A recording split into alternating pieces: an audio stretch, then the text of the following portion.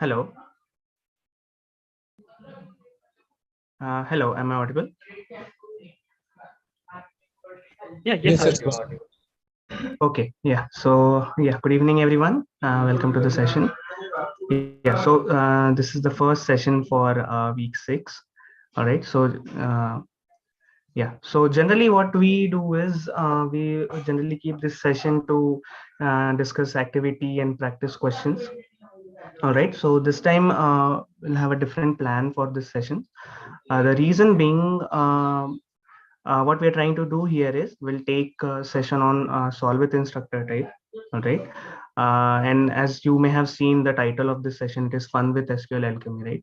So the thing is, the idea is to create an SQL alchemy app. It will be full-fledged app, where you will be integrating the database, right, using the ORM and using the Flask, right? So we'll be basically using Flask, and then the thing that we need to get things connected with the database will use an ORM. So what we'll be basically working with is a Flask-SQL alchemy. All right. Now this session is being, now that we are uh, creating a full-fledged app, it won't be possible to cover this the entire content of the session within one period of 2 hours. So what we have done is we have splitted this part into two sessions. All right. So one session is something that we'll be having today. Okay, and the remainder of the session will be taken on our usual timings of solve with instructor, that is on Friday 2 to 4, right? So the idea is to create a full-fledged app using SQL alchemy. Yeah, so I've seen somebody raising their hand. uh, yeah, so Celine, you raised your hand. Anything you want to talk about? Yes, actually, I wanted to ask if using SQL Alchemy is important because for DBMS we had installed PostgreSQL, so uh, I had this doubt for MAD1 as well, like other uh, assignments as well. okay, so that is not important actually, but this is something that we have been following for the entire course. Okay, so working with Postgres SQL is something that will do. So that will give you a flavor of working in multiple platforms, right? So Postgres SQL is generally used when you work with the DBMS as a main course. Okay, but when working with in application development, we'll be using Flask SQL Alchemy. Okay, so there are Okay. so there are more what we say the more uh, functions or functionalities which SQL Alchemy or Flask SQL Alchemy provide to us, which we will come to know when we go, throughout the course of this coming 2 to 3 weeks. Okay, and then you will also understand it with this session also. Okay, Sure. this set of 2 sessions. So that is what we are planning. Okay, and you also may have seen that the entire course structure about in week 5 and week 6 content, the screencast and all, they have been planned on Flask SQL Alchemy. So we'll Yes, basically sir. keep that as a part of working with database when we are working with application development. So I Okay. just wanted to confirm that do we have to like separately or download, or can we continue on PostgreSQL only? Yeah, so you'll have to separately download. Okay, sir, no Okay, so you'll problem. be installing Flask SQL Alchemy before working with database. Yeah. Okay. Thank you.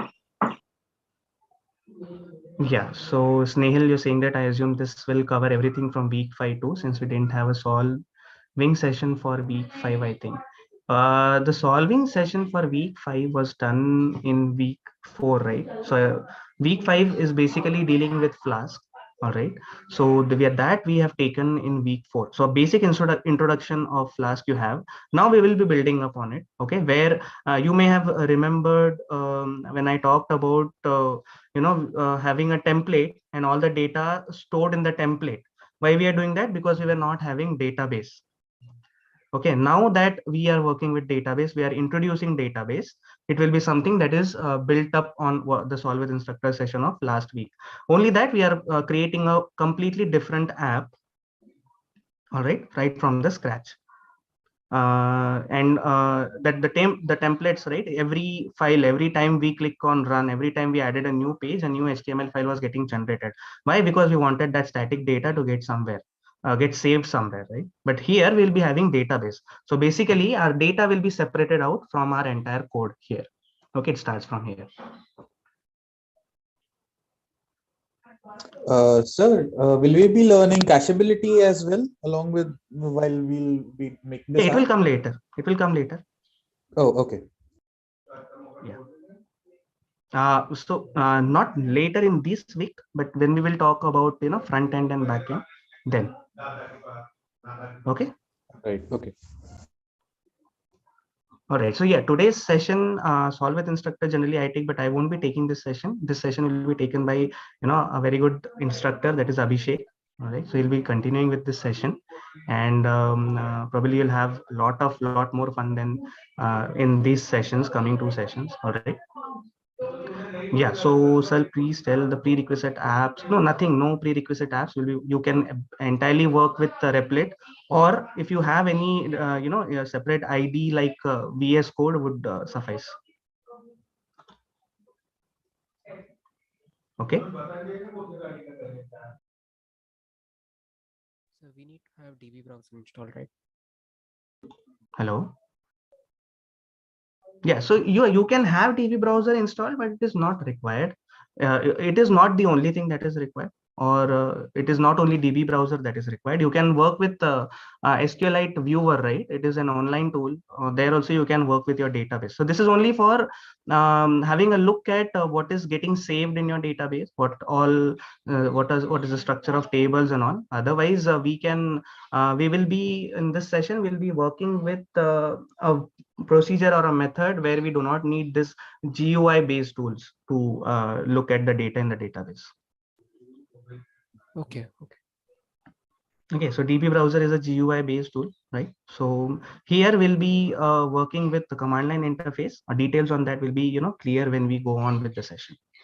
Okay, so yeah, so all your doubts will get cleared as the session progresses. Okay, so now what I would do is I'll hand over this session to Abhishek, and then you can start the same things that we generally do. Here we don't have a question statement, so you can start directly following on what we are trying to do as a part of app. All right, so we won't put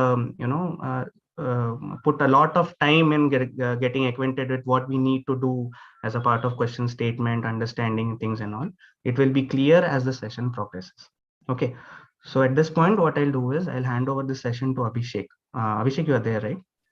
Yeah, thanks, Adish. Yeah, so yeah. Okay, so yeah, very good evening to everyone. All right, so as many of you would have already observed, the title change for this week's session. So the title suggests fun with SQLAlchemy instead Flask-SQLAlchemy. So we'll be doing a lot of experimenting with the SQLAlchemy framework. Instead, we'll be using the Flask extension of it. In the beginning of this session, someone asked a question, means if this learning SQLAlchemy is mandatory when we want to use PostgreSQL. So I would like to just add what Adarsh mentioned initially. So SQLAlchemy is basically making your life easier. Let me just try to give you a small introduction what SQLAlchemy is. So it is basically a framework, or in short terms, if I need to explain you what is it, I'll say it's a ORM. It's an object relational mapper. Now, what object relational mapper offers us is it allows the programmers to interact with the database in an object-oriented manner. That means you can create classes, you can work with objects, and by deleting those objects, you are basically interacting with the actual database. Now, it doesn't matter which database you are using. For this course, we have been using SQLite database. But if you want, you can even change your database from SQLite to PostgreSQL. That doesn't matter. You don't even need to change many of your code. What you need to do is you just need to change the configuration to your database. That we'll learn how to change it going forward into this session. I won't be using the PostgreSQL. I will be using the SQLite database for these sessions. But yeah, I'll just give you an insight how it can be changed into a Postgres. Since PostgreSQL is basically a client server, it is based on the client server model. You need a server. You need a running server for to work with PostgreSQL. So in that case, you need to start a different server other than Flask if you want to work with PostgreSQL. Okay. So yeah, this was a simple intro that what SQLAlchemy framework is. As I already mentioned, it's an ORM. It allows the programmers to interact with the database in an object-oriented manner. And what it essentially does is it converts the classes into the table definitions. Means if we need to create a table in a database, what we need to do is we just need to write a class, and that class will be implicitly converted to a table definition by this framework. What other things this is gonna facilitate us with is, if you need to make if you need to perform some operations in the databases, what you can do is you can use some methods. Like if you're defining classes, you will probably be having some methods. You can create those objects, and with those objects you can essentially interact with the database. Now why I said is that SQL Alchemy is making your life easier if you want to use different kinds of databases. For example, we have been using SQLite database here, and tomorrow you say that I am not happy, I'm not so much happy with the SQLite database. I want to shift to a client server model database. Let's say I want to go to MySQL or I want to go to Postgres. What you will do is you will simply change the configuration. You don't need to change any other code at all. Each and every code will remain same except the database configuration. So this is a major advantage that this framework provides us. That doesn't matter which database you are using, right? It is we can say a cross-platform framework or cross database framework instead, we can say. Okay, I hope means all of you are already aware with what Flask is. So what we will be doing in this session is we will be using a Flask extension of SQL Alchemy. So it is almost the same, but it just provides some other utilities that are easier to manage with Flask framework. I am assuming that you would have already built a small or a basic application with Flask by serving some static HTML. So let me just try to give you a brief, whatever you would have done before. I'll quickly share my screen. Okay, for this session, for the most part of it, I will be using an offline IDE, VS Code, Visual Studio Code. If you want to code along with me, you can use that IDE as well, or even any online IDE is fine, or means whatever you like. It's not mandatory that you have to use VS Code only or Replit only. Whatever you think is good and you are feeling comfortable with it, you can go with it. The initial demonstration, I would like to just do it on the Replit so that we can quickly get started. I'll share my screen. I hope my browser screen is now visible to all. Yes, sir. Okay, great. So I'll just go to Replit and I'll create one of the projects. Yeah, sorry, someone is saying something.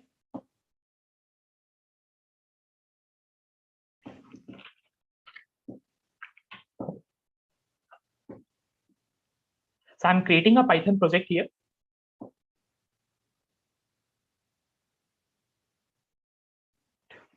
Okay. So now since I want to create a Flask application, what I need to do is I need to import a Flask class in my program so that I can instantiate that Flask. I can create an instance of it and I can basically initiate the built-in server that is provided by Flask. So what will I do is I will have to import the Flask class. In order to import the Flask class, we need to install a package called Flask.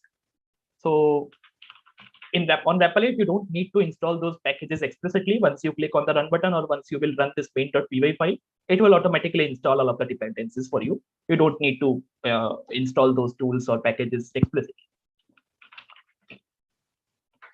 So I'm just saying that you will say from Flask, import Flask. After that, what you can do is you can create an instance. We usually name it as app, but you can name it whatever you want. You can even name it with your name. That's perfectly fine. How do we create an instance of it?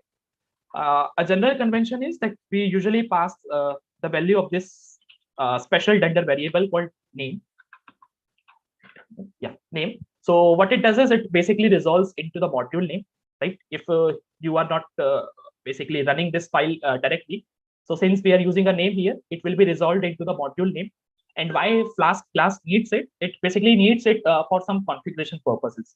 For example, the Flask, it needs to figure out that what the root directory of your project is, what the root directory of this Flask application is, because it will look for the static and some other dependencies like templates folder in that root directory. So with this name, it basically figures out where, what the root directory of your project is. So that's why we need to pass this. name variable. If you want to pass, you can even pass the module name. The module name here in our case is main. So even if you say main, this will also work fine. But it's a usual convention this we just pass this named render variable, right? All right. So after that, what we do is we can create an endpoint. So we usually use a special decorator called route, right? And then we need to specify the endpoint that we need to create here. And just after defining this endpoint, we need to create a method, or we can say a function. So whatever function that we'll create here, that will automatically be binded to this path. That means whenever a user of your application will visit this URI, the user means this method or this function will get triggered, and whatever it will return, the response will be shown on the browsers, on the user's browsers. So let's say I'll just say start. This function is not accepting any parameters, and what I'm saying is I am just saying return hello. Okay, and after that I can say app.run. Here I have to specify certain parameters, like I can specify what the host of this application should be, what the port this application should run on. If we are running it on REPL, we need to explicitly specify the host as 0.0.0.0.0, sorry, 4 times 0. The reason for doing it is because REPL is an online IDE. We are not running this application locally on our system. So if you will try to initiate this application on the local host, you won't be able to access it on your browser. So in case, in order to make this application accessible to you, to your browser, you need to specify the host as 0.0. That I said. I'll just write it here. If you are doing it locally, you can even leave this part. It's not mandatory to define the host if you are developing your application locally. After that, you can define if you want to change the port number. By default, the port number used by a Flask application is 5000. Other than that, you can specify some other parameters too if you want, let's say the debug parameter. So debug parameter is useful when you are developing your application so that it can, result you the errors on the browser itself, so that you don't need to come back to the terminal and see what the error is popping up. It can show you the error on the browser itself. Right? I'm just specifying the host. I'm keeping the port and debug configuration by default. And yeah, I'll just click on run. So it will install this Flask package.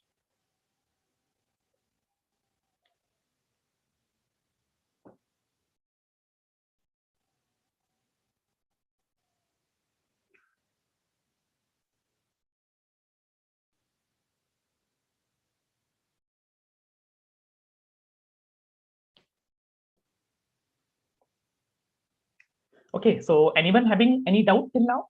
Right, whatever we have discussed so far? So like when we run it on a local machine, we don't use the host number, but what does 000 mean? Like it basically represents all of the IP addresses of the machine that this application is run for. Is it for every application? Every application as it?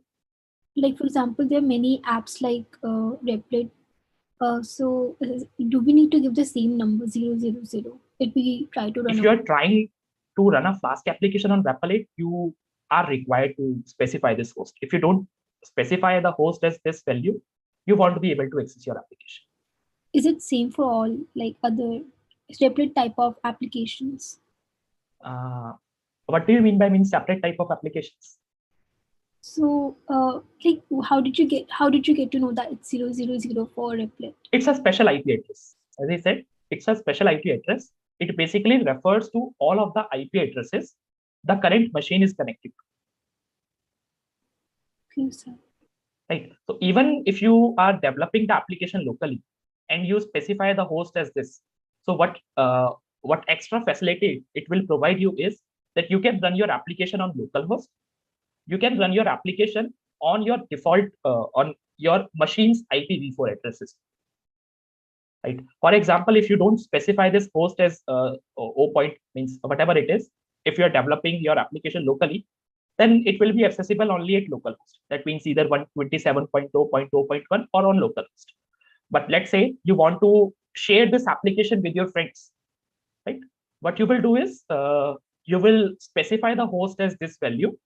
You will ask your friends to connect to the same network with you are connected to. And when they will enter your machine's IPv4 address in their browser, they will be able to access this applications. Right.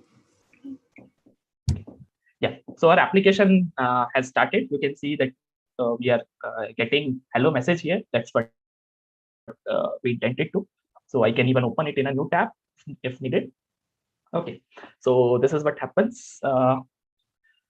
Okay, I hope you would also know that in Flask application, we can also have a template folder where we usually keep all of our view files, all of our index HTML files, right? So a Flask application by default serves all of the HTML files from this template folder. Let's say if in this template folder, I'm just creating one file called hello.html. Right, I'm gonna write very basic content here. Let's say this is also gonna say hello world. That's okay. But still, our application is rendering this hello. The reason is we are basically returning this simple message. In case we want to render this HTML file, I have to import one more method here from the Flask package, and that is render template.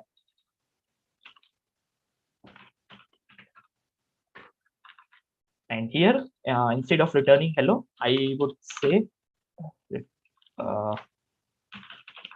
render template, and I can specify the name of my file. So here I don't need to give the whole path. That means templates hello.html. It is understood by default. Flask will pick all the HTML files from the templates folder. So you can directly say hello.html. Since I didn't have that debug attribute on here, so I'll have to rerun my application. Or instead, let me just set it so that I don't need to do it again.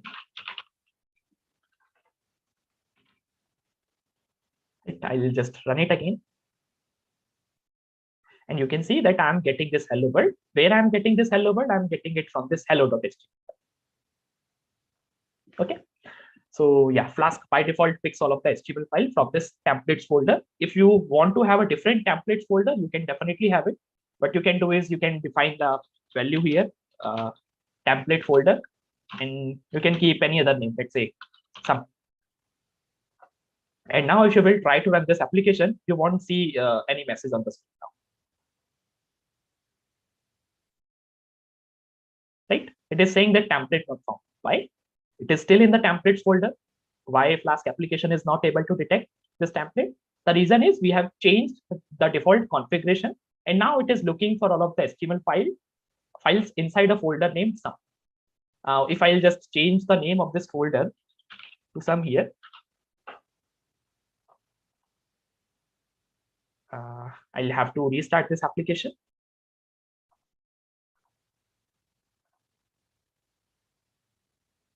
Yeah, now I'm able to get it. Right?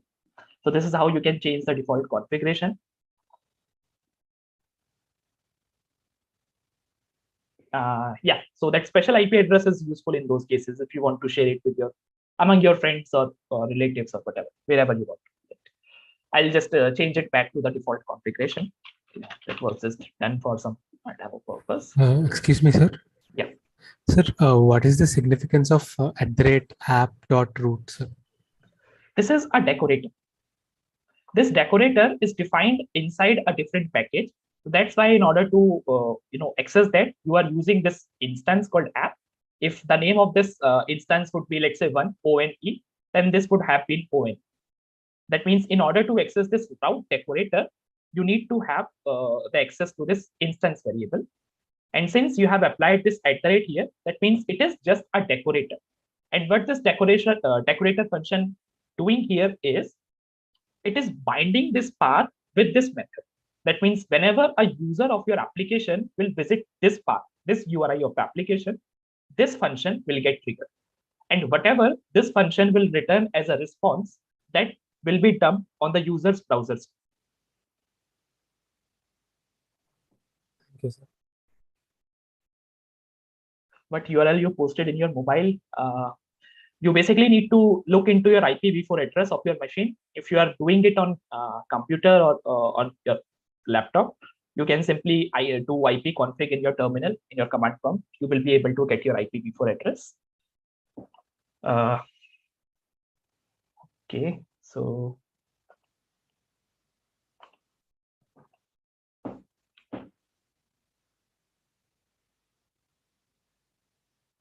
it needs to be templates.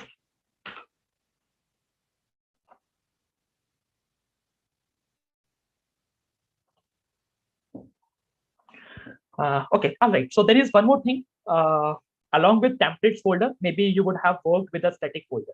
May I know if any one of you have has worked with a static folder so far? Any one of you? You can simply raise your hands if you have. Okay, great. I can see some people raising their hands. Well, any one of you can tell me what the significance of static folder in Flask application is? Anyone? There we store some image, sir. Okay. Yeah. We actually keep all the static files like CSS file, JavaScript file, these kind of files, and images also. Okay. Okay. And do you know why? Means what is special about static folder?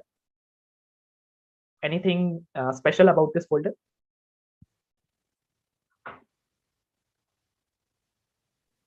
We can make online changes, like the server is running and we make some changes on the files in static folder, then it will be updated also in the during application running online. Okay. Yeah, I can see 2 heads raised here. So Hemant.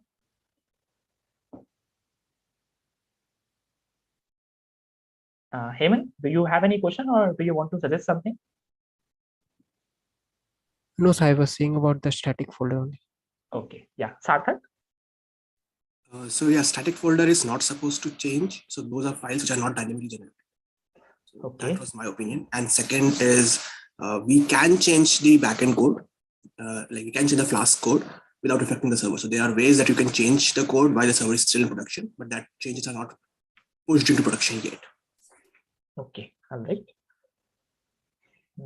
Okay.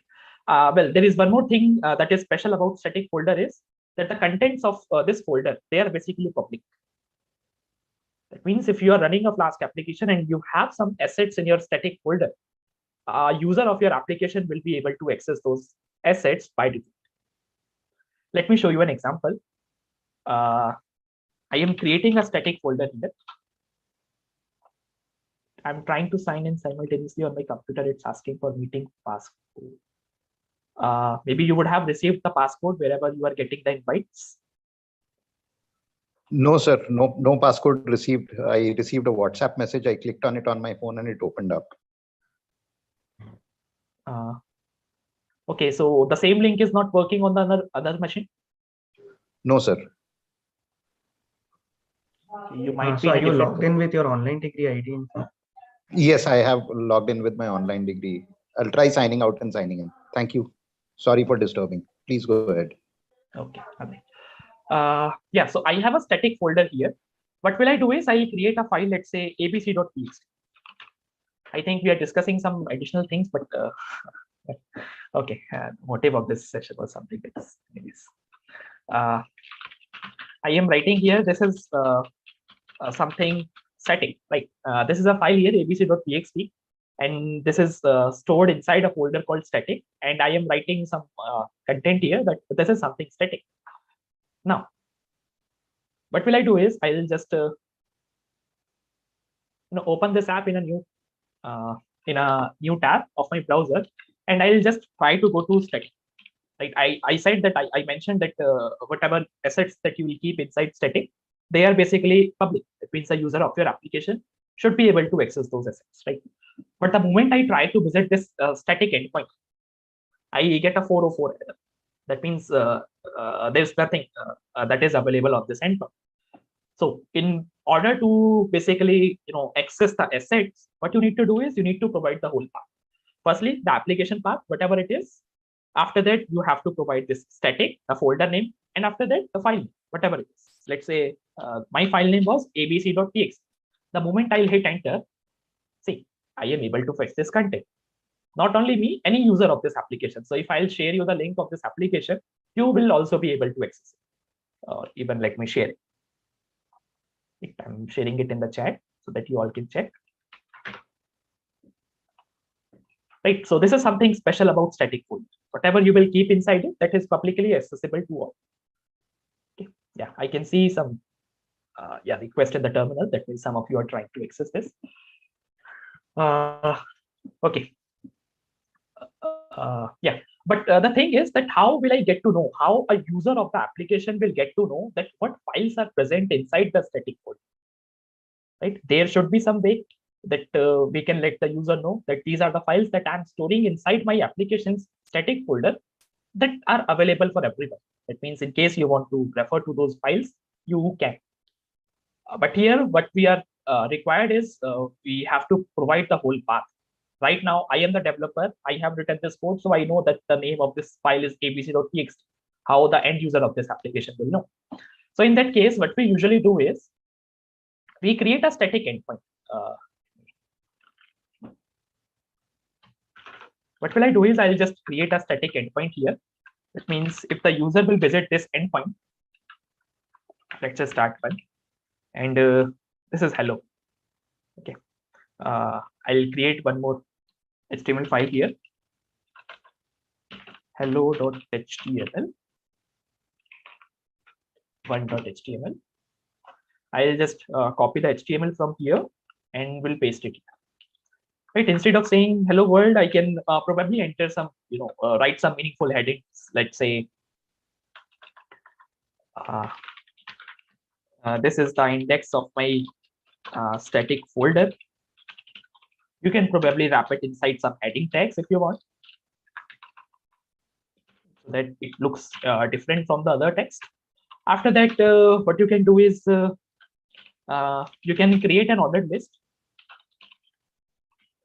right? And then you can start adding elements. Let's say right now I have just one element here, and that is abc.txt. Okay, so what will I say is I'll say abc.txt, right? With this, I am letting the user know that okay, this is the one of the files that is present inside my static folder. Let's say there is one image, let's say apple.png, something like that. I don't have any image right now in my project. What will I do is I'll quickly download it.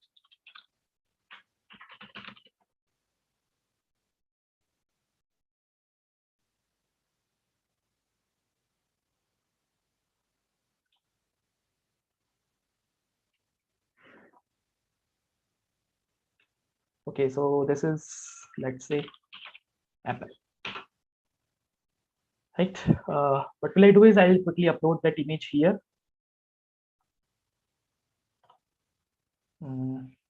Here it is, apple.jpg, and I'll put it inside static folder. Okay. So right now I have two elements inside my static folder.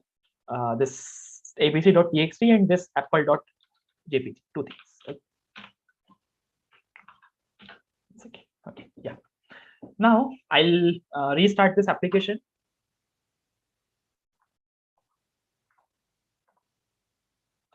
Let me just close this. Sir, can you please again explain how you put that JPG image? You can see these three dots here, right?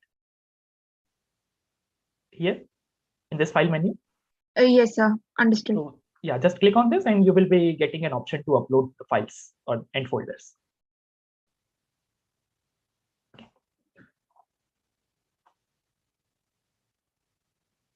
Yeah. So now when I'll hit this static endpoint, I will be able to get all of this content, right? This is helping the user in order to navigate. Right? Now I can say that abc.txt.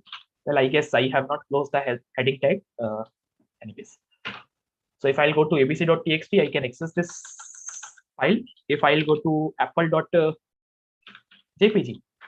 I'll be able to get this image here. But the problem is The problem is that I don't want the user to manually manually write the URL.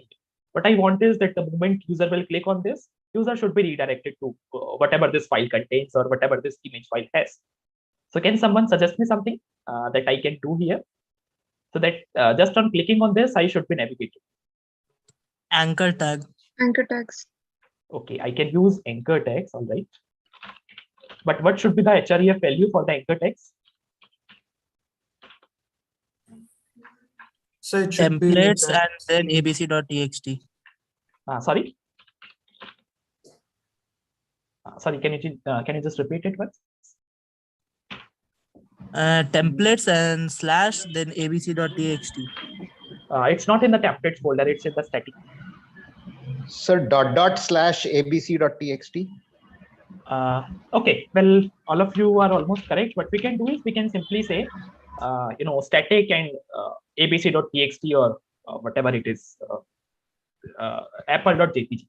But there is a special function that we can use especially for this purpose, and that is also better in terms of optimization of an application.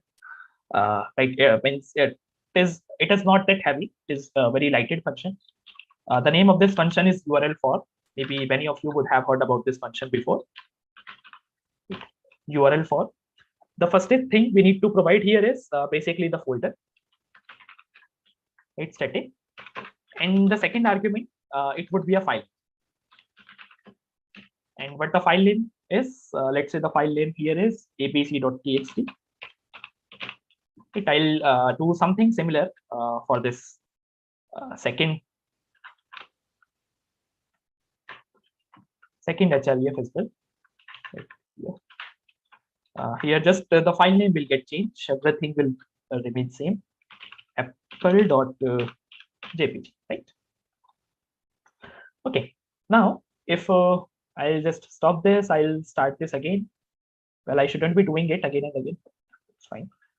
I'll go to the static.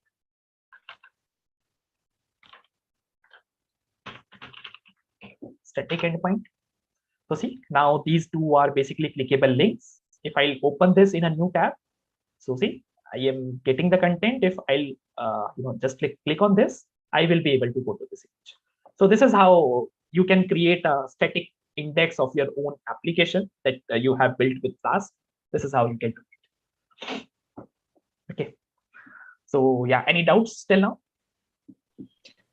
Sir, can you please explain URL for? Yeah, what it does is it basically accepts. You can say, okay, let me tell you. Well, you know that the Flask application serves all of the static files by default from a folder named static, right? And if you are using this static keyword inside this URL for, what it does is it changes that static folder name into the static URL path. There are two things. One is the static folder. Second is static URL path. By default, static folder name is static itself, and static URL path, it by default refers to the static folder. That means it is also static with a slash in the beginning. Right? Let me just try to print these two values on the console. Sir, can I quickly interrupt once again? Yeah.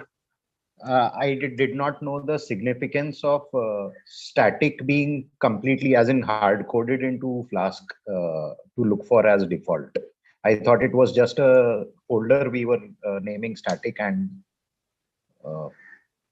kind of going ahead with it by defining static. No, it has some significance. Okay, sir. Yeah, that's what we have been discussing here, right? That Flask application basically makes all of the assets available in that static folder to the user. It makes it work. Right, sir. Yes, Bhavya. So, sir, the static folder and template folder both are specifically looked for by Flask, right? Yes. Yeah. Like HTML browsers by default look for an index.html. The same way Flask by default looks for templates and static folders, right? Correct. Got it, sir. Thank you. What I was saying is that there are two things basically. One is static folder. The second is static URL path. Let me just try to log both of these values on the console to explain you the difference. static folder and static URL path, right? I'll just run this. We'll get that value here on the console. So you can see this is firstly my static folder. So you can see, but the path of my static folder is home runner SW1. You can ignore this, just focus on this. This is the static folder. And now what the static URL path is, it is /static. Now what will happen if I'll change the value of my static folder? You will see that the value of static URL path will automatically get changed. Like there is one parameter in the Flask class constructor that you can specify what the name of your static folder should be. So I'll just name it to, let's say, sum. Yeah, right. I'll again run this application. Now you can see that the folder has been changed, but along with the folder, the static endpoint, the static URL path, it has also been changed. Now, what does it tell us is that the moment you change the static folder, static URL path automatically gets changed. But the vice versa is not true. That means if you will change the static URL path, the path has changed. That means the way you are trying to access those static files, right? You are trying to access it, static/abc.txt. Then this way won't work. How? Then what will be the new method in order to access those files? If you have just changed the static URL path, let's say the static URL path is sum. Right? So the Flask application will serve all of the files from the static folder only. It will serve from this folder only. Just the way you access those files will get changed. Right? That means this static, if you will replace this static, this word here with sum, then you will be able to access this file. But if you will directly write static, you won't be able to. Right? Sorry, Vinod. Let me just finish this. After that, I can take up your query. Right now, what will I do is I'll just comment this line, and I will change the static URL path. I'm not changing the static folder. I'm just changing the static URL path to sum. It should be an endpoint, so there should be a trailing slash here. Okay. Now I am again running this application. Let me close all of these existing tabs. I'll open it again. Okay. Remember, we have changed the static URL path to sum. Now, if I'll try to access static abc.txt, you know that this file is present in my static folder. It will say that not found. It is not able to locate. The simple reason is that static URL path has now been changed. And now, if you will try to enter the value that is now configured in your application, some abc.txt, you will be able to access. Right? So what that means is that static URL path, it will just change the way you access it, but static folder, it will change both the things. That means it will change the by default name of the folder. It will also change the way you access it. But there is one interesting thing you would have noticed here. In my hello1.html, sorry, but just a minute. Okay, I have not gone to this. Let me just try to hit the static endpoint. I'll go to the static endpoint. If I'll click on abc.txt, I am able to access this. If I'll click on apple.png, I am able to access this. That means I have changed the static URL path to sum, but it is not affecting this code. It is still working. I am saying that you have to pick the files from static folder. Now you would say, okay, this is picking the files from the static folder. We have not changed the folder. We have just changed the URL. Now I am also changing the folder here. I am also making it, let's say, sum. All right. So just in order to make it work, I'll create one more folder, sum. I'll create a file inside it, abc.txt, with some sample content. Right, and okay, anyways, let's just keep one of the files here. Now you all can see that I have also changed the URL path. I have also changed the folder. I'll run this application once again. Right. I'll go to the static endpoint. Sorry.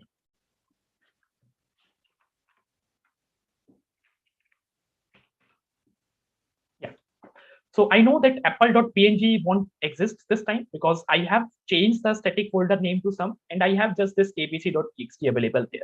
So the moment I'll try to open this abc.png, it will say 4 because this is not available in my current static folder because that has been configured to something else. But if I will click on abc.txt, I will be able to access it. Right? See, I'm able to access this file. It is showing sample content. The sample content is what? That was written inside abc.txt file that is present inside some. But remember, we didn't change the code here, right? It is still saying that static. So this is basically the advantages that this, using this URL for offers us. That means doesn't matter if we change the static folder, doesn't matter if we change the static URL path, you can still keep it static. It's a special endpoint, or you can say a special folder, or whatever it is, a special keyword. You don't need to change your code every time you change the static folder configuration. So that's why we can use this. But at the same time, if you would be using a URL, let's say, /static/abc.txt, the moment you change the URL, the URL path, the moment you change the folder, you again have to come back and change the code. Otherwise, they won't work. Yeah, so someone was raising their hand in between. Can you please ask your question now? Yes, sir, that was me. I wanted to ask you, would it be considered good programming practice to always put URL for, or if we are just going to stick to static, we can just put static/whatever. Anything is fine. Anything is fine. I said that this function is useful in terms of optimization. Okay, sir. Thank you. Sir? Yeah. If the path to the static, the path is changed, right? Then how come the static folder is still visible in the...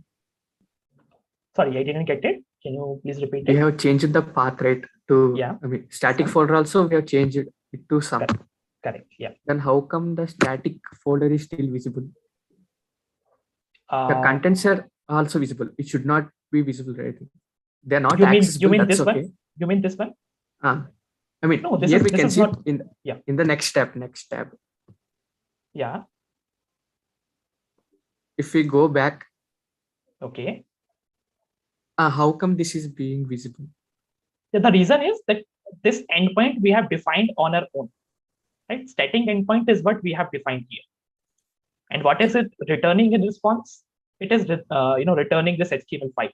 And here we have hard coded that there will be 2 items. Yes. Okay. Okay. So any doubts till now? Well, these are not the things that we had planned to cover in this session. But okay. Well, I think let us just stop here. There are so many things, so many experiments that you can try out. You can even have a different URL path. Means the URL path and the static folder, they do not be same. It can be something else. It can be something else. Right? It is all possible. Undefined error, static is undefined. I don't know. I will have to look into your code. What is the issue? Yeah. Yes, Ritik. Okay. Anyways, yeah, I'll just stop it here. In case you have any doubts, you can probably ask them in the discourse or write to me personally. That is okay. I'll just stop this and we'll start something with SQLAlchemy now. Okay. So for demonstrating you the SQLAlchemy, I will be using an offline IDE or code editor, VS Code, as I mentioned in the beginning. So I'll just go and create a folder.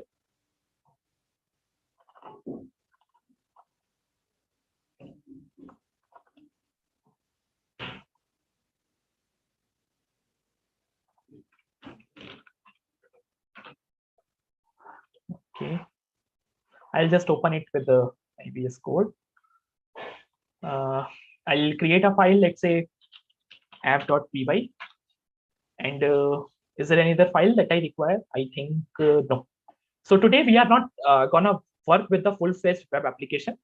We are gonna experiment with the Flask-SQLAlchemy. That means we'll be working on the database part of it. In the next session, the database, the model that we will prepare in today's session, the same model will be used in order to build an application in the next session. So that will be continued.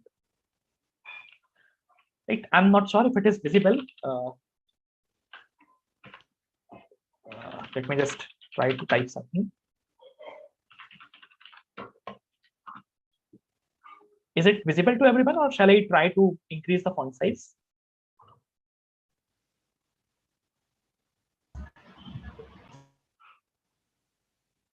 It is visible, sir. Okay. Yeah, I think this is okay. Yeah. So I have just imported the Flask. And the same way I will import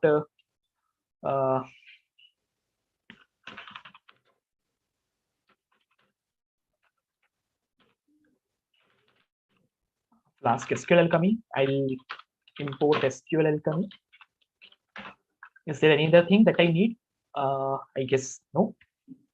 I'll create an instance of Flask class. I can again use the name or the module name, whatever is okay. And okay, now I need to instantiate, means integrate my app with the database. So I'll say app.config. So I am basically doing some configurations in my application so that I can integrate it with a database. With VS Code and virtual environment, I always end up running code outside and editing in this. Okay. So I have to define a special configuration here. That is SQLAlchemy. It is URI. I'll just copy it from somewhere else.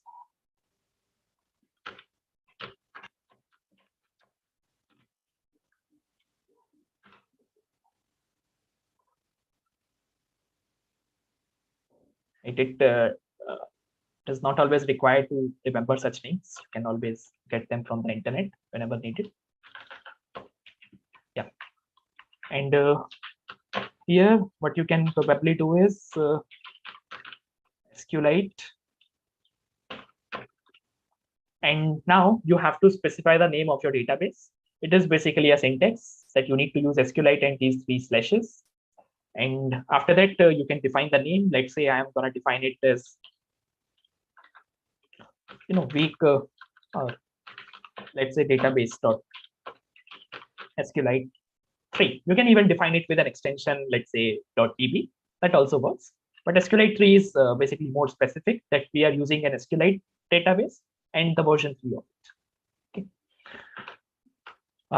Yeah. Now let's let's create an instance for the database as well.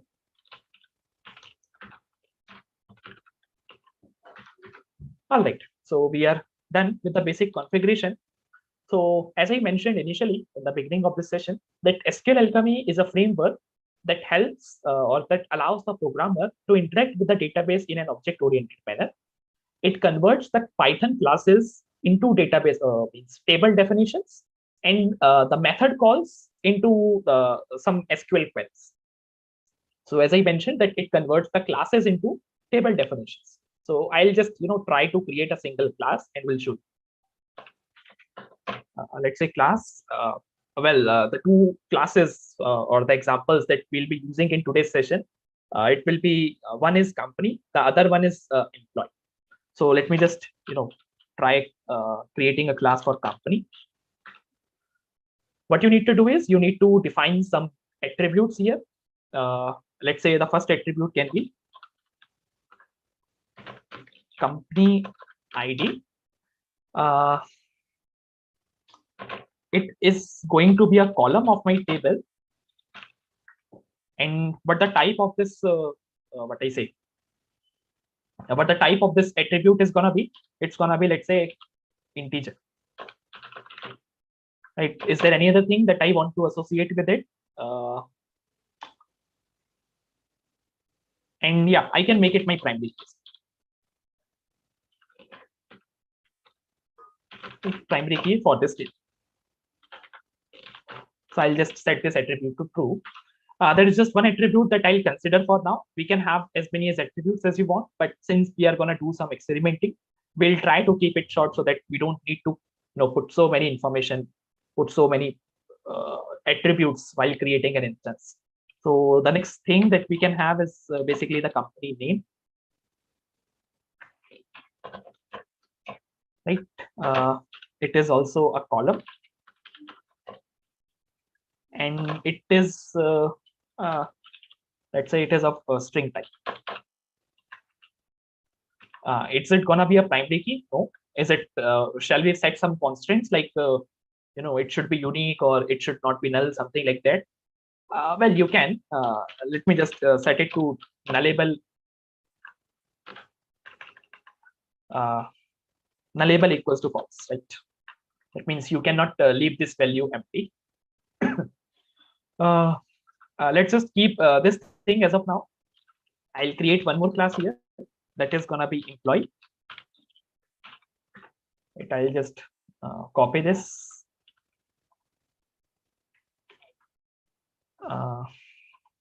This company ID, it will become employee ID. This company name, it will become employee name. Okay. Everything else will remain same. Okay. All right. Now, when it comes to basically creating or setting up relationships between multiple tables, can anyone tell me, or just give us an idea that why do we need relationships at all? Why can't we work without the relationships? Or are there any advantages that these relationships provide us? To connect two tables. Yeah, definitely, to connect two tables. Yeah, that is one of the major advantages of using relationships. Okay, let me just try to explain this with the help of an example. Say I have a company named ABC and I have an employee named, let's say, employee 1. In the same way, I can have many companies, I can have a number of employees as well. In case I want to know that how many employees are working in a company, let's say I'm getting a pool of 50 employees. I don't know which employee belongs to which company. I don't know which company has which employees. In that case, I will have to do some other kind of computations to find out that what the company of each employee is. So, in brief, if I want to set up a relation so that I will be able to fetch all of those objects or all of those entries in a particular table, say employees, which are related to an instance of this class company. That means if I'll take an instance of this company class, let's say that instance is ABC, and I have, let's say, tens of objects of this employee class, let's say employee 1, employee 2, up to employee 10. I should be able to get a list of all of those employees who are associated with that company object, right? That means who are associated with that ABC company. In order to basically attain this kind of functionality, we set up relationships between multiple tables so that we can have a relation in between them. In case we need to find some common information, we can easily fetch that information as and when needed. So what will I do is, I will just create a relationship attribute key. Now it can be anything. You basically need to set up a relationship name. So what do you think can be a suitable word between a company to employee? Let's say I'm sorry. Sorry, I'm not able to hear you properly. We can write employee ID here. Employee ID. Yes. Well, it's okay. Means you can keep it. That's your choice. But maybe something. Okay. Let me just go with this. Members. So it is something that a company will have an attribute members. What this members attribute is doing is,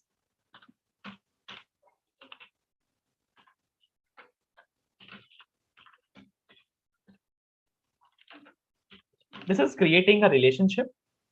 And what type of relationship with what table it is related to? Means with what table we want to set up this relationship. We want to set up this table with this with this table called employee. Now, can someone tell me here that whether should I write employee or means shall I write employee with E in uppercase, or shall I write employee with E in lowercase? Sir, uppercase. Lowercase. Well, here we need to specify the class name that we are using. So the class name requires the first letter to be in uppercase. Right? So we'll write it here in uppercase. Okay, employee, I guess I have the correct number of keys. All right.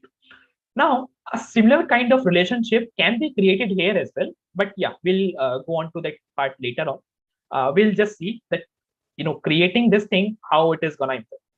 Yeah, I can see one hand raised.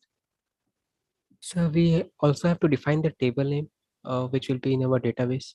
That's not required. Well, if you will not define that table name attribute, what will it do is it will automatically consider the table name to be company with all letters in lowercase. So it will create two tables, one with name company, all in lowercase, one with employee, all in lowercase. In case you want to use that attribute, you can.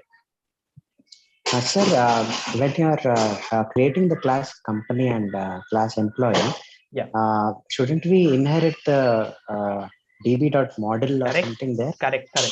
Yeah, that's what I wanted to discuss. Well, you have pointed it out right now.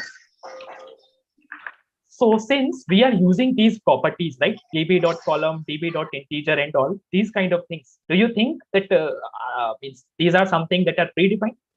No. We have created an object db from SQLAlchemy, and we will be using this object so that this class can inherit those properties that are defined in this class. Right? So we have to inherit db.model in each class that we will be creating as part of our database. Okay. All right. Now there is just one more thing that we need to take care here is, yes, Meet? Sir, can you please explain DB model again? See, we are using these properties, right? db.column, db.integer, or we can use some properties like db.foreign key. Where are these properties coming from? So these properties will be inherited from this class called db.model. This is the purpose of inheriting this class in each and every class definition that we will be providing here. Okay, sir. Yeah, Bhavya? Sir, don't we need to define the db.model anywhere? No. That we are getting it right now. We are using this SQLAlchemy, so we are getting it from there. Okay. Yeah. What else we need to do here is so that we can, set up a relationship in a better way between these two tables is one of these tables must have the foreign. Right? It will be easier to basically set up a relation between two instances in case we are maintaining a foreign key. And let me create that foreign key here in this employee table. Hello, sir. So, yeah. Should we put the auto increment? Your voice is super breaking. Can you just repeat it again? Should we add the auto increment? You can add that, but what happens by default in a SQLite database is, well, I'm aware about SQLite. I'm not sure if this works in other databases as well. If you have a column attribute, which is of type integer and which also has the property primary key, it automatically becomes auto increment. You don't need to set it explicitly. Okay. You can click on this arrow to see what is the background information, to see some of the text output. Can you all please mute? What is going on to install the operating system in the virtual disk. There's some background noise coming in. Okay, thanks. So what I'm doing is I am creating a foreign key. I'm setting up a foreign key in this employee table, in this employee relation. How will I set it up? I'll again say db.column. Right, but the type of this should be, of this column should be, it should be db.integer. And this is gonna be my foreign, right? Foreign key. And how this is, how means which table foreign key does it belong? So this basically belongs to the primary key of table company. Oh, sorry, Yeah, table company. So how will I write it here? I will say company, that is the table name, dot, and now I will write its attribute. What is the attribute name? Attribute, it's company ID, the same. Is there any other property that we need to set along with it? Maybe we can have nullable attribute as false again.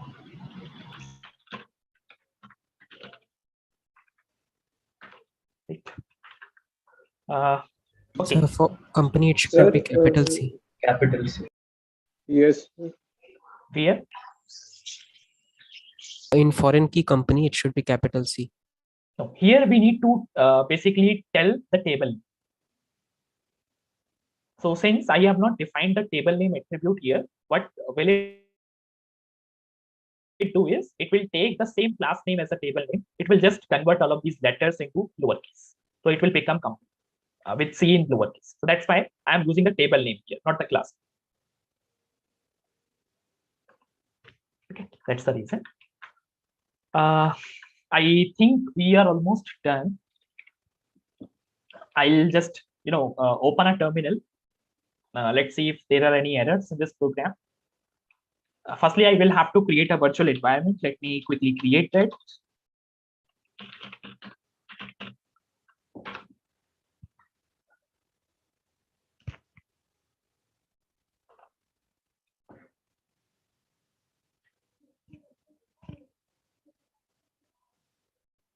So the virtual environment has now been created. You can see this env folder. I need to activate it.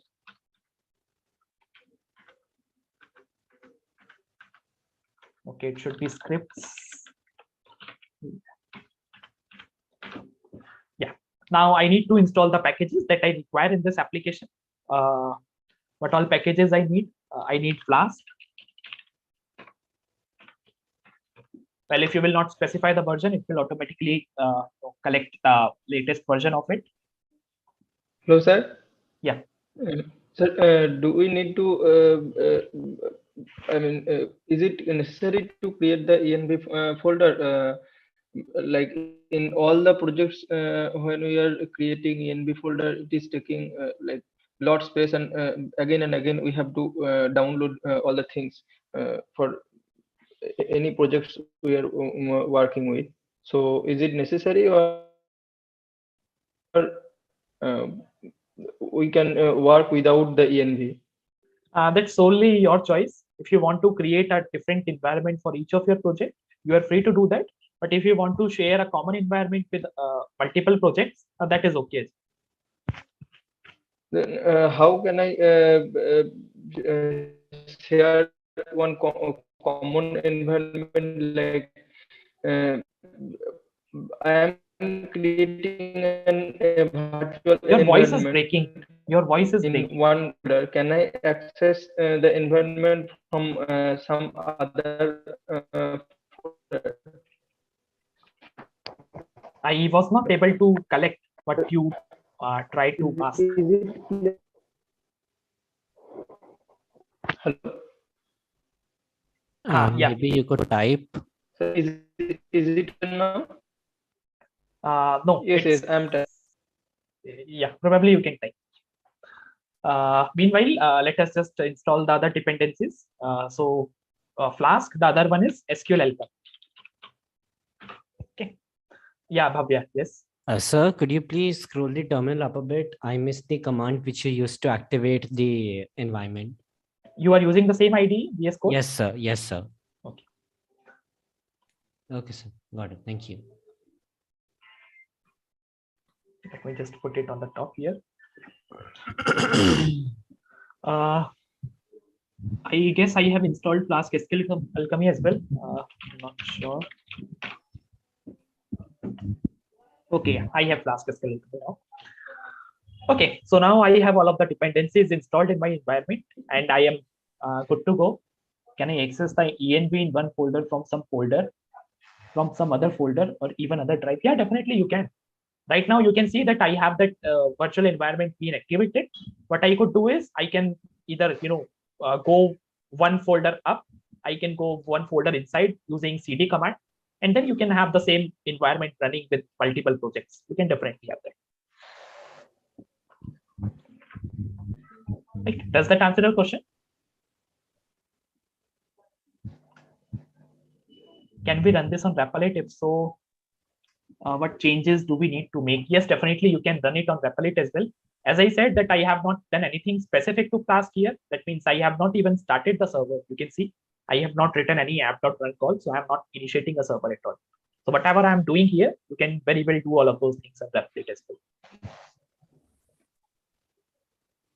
Company could not assemble any primary key columns for map table company.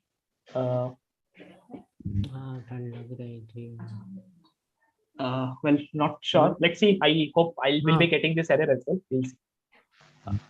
Okay, so now I have the environment activated. Let me just see if I have any error. I'll try to run this file.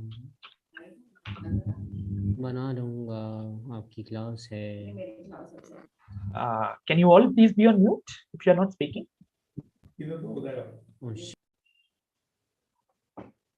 Okay, so right now you can say that I was able to successfully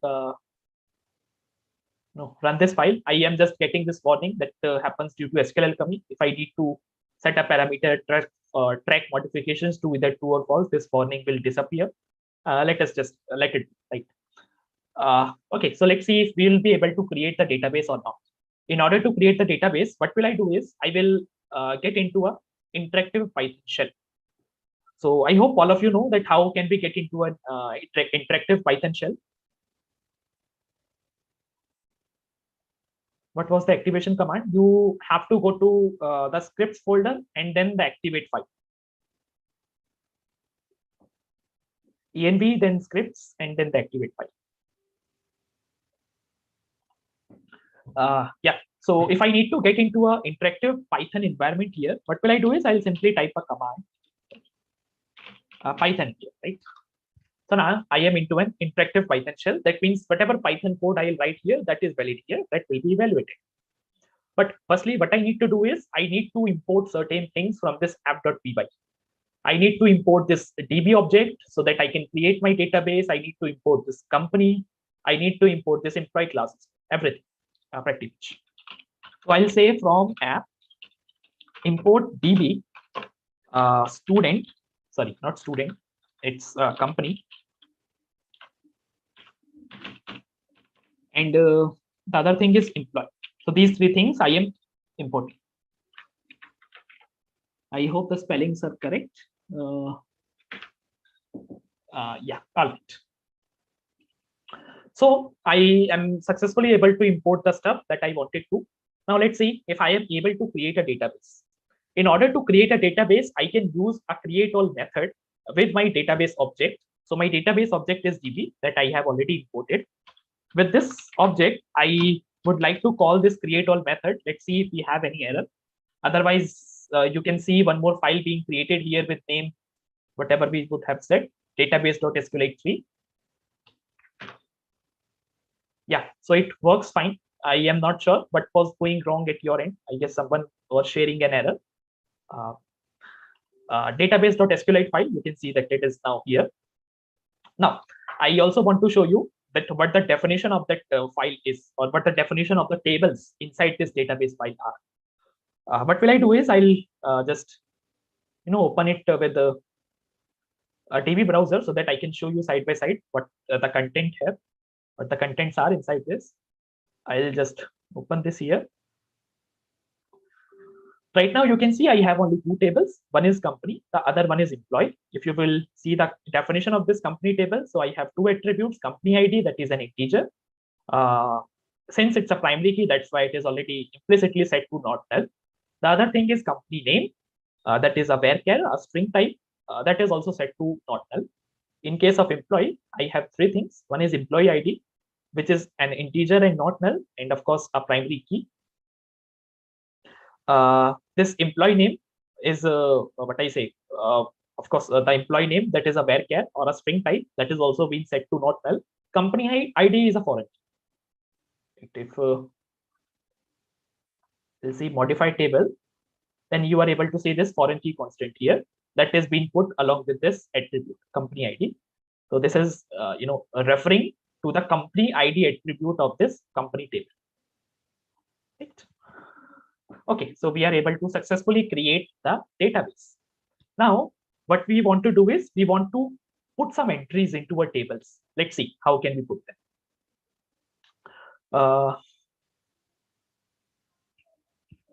Okay, so let me just create an object of company class. What will I say? Do is I'll say, by the way, is this font size okay? Is it visible to you all, or does it look too small for you?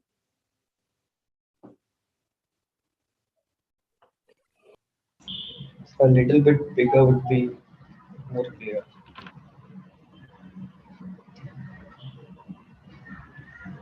Is that okay?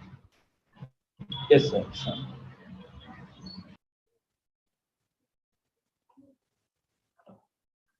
Okay.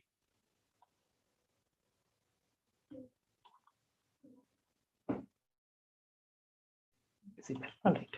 I'll have to again instantiate.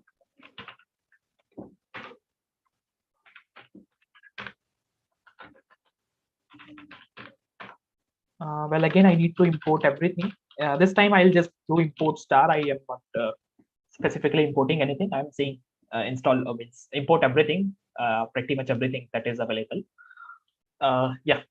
So now I will create a instance of this company class. Well, I'm not sure if it is visible, but in case we require it, I'll just I'll just show you if it is required if needed. So C1 equals to company.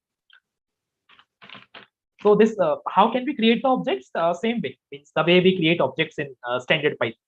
It just the object name and equals to the class name and the parameters that you pass to it. The company class, there were 3 attributes, or instead 2 attributes. One was the company ID, the other one was the company name. Company ID, we have said that it's the primary key and it's also the integer. So we don't need to basically pass this value explicitly. As I mentioned, if a column is having 2 properties, the integer property and the primary key property, it is automatically an auto-implemented column. Yeah. So if you are trying it on Replit, then you should do all of these activities on shell. So there is just pretty much one attribute that I need to pass here. That is the company name. Right.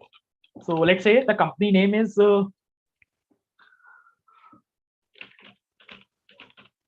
let's say Infosys. Right. I'll hit enter. That means I am able to create this object. What will I do is I'll create an object in a similar way for what I say. Okay, let me just try to add this this object or this entry into the database, and I'll show you. Okay, so what will I do is I will say db.session. Remember, we are working with the database object here, that is db.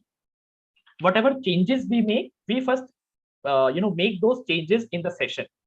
And once we are sure that all of those changes are gonna be happening, there should not be any error, then we commit those changes. That means whatever you would have added in the session so far, the moment you commit, all of those changes will actually be reflected in the actual state of your database. So what we are doing is db.session.add. We want to add one object in this session. The object name is C1. Right? I am okay. I am not getting any error. What will I do is I will say db.session.commit. So now it's been committed. So we should be able to see this entry in a table. So I'll just open this DB browser here again and browse data, and you can see that we have the first entry available in our database. Right? Company ID is automatically set to 1. As I said, it is auto increment. It is having 2 properties; those are required. So we don't need to set it explicitly. If we want to, we can definitely, but in case we don't want to, it will automatically take a default value that it is about. The company name we passed here, and that has been shaped here. That is Infosys. Okay. Now, similarly, I'll create an object for employee as well. There are 2 attributes that I need. One is employee name. The other one is company ID. Right. So I'll say E1 equals to employee, and here I will say employee name. Let's say me. right? And the other thing that we wanted to put here was the company ID.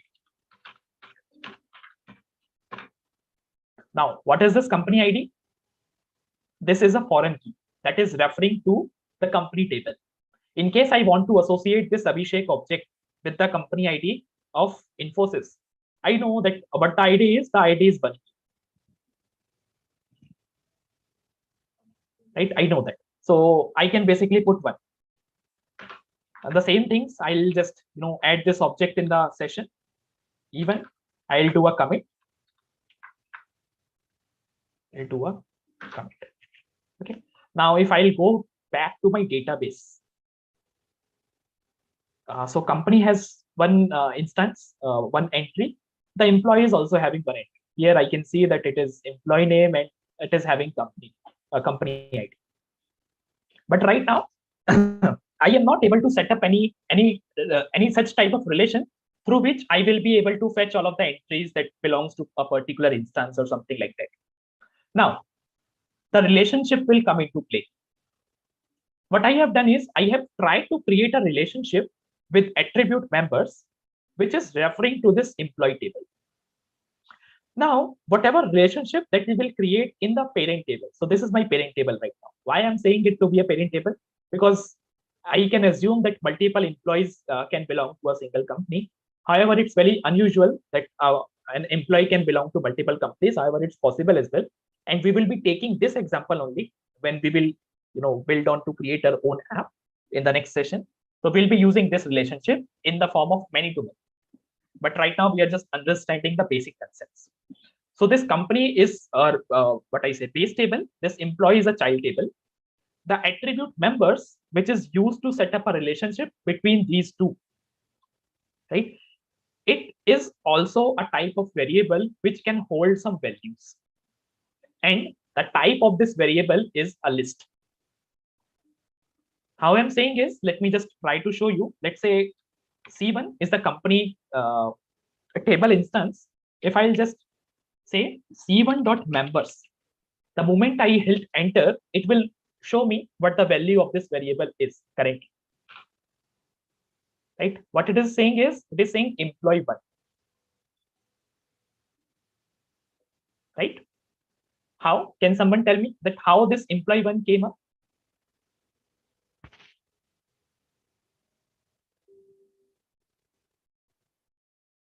Anyone can tell me?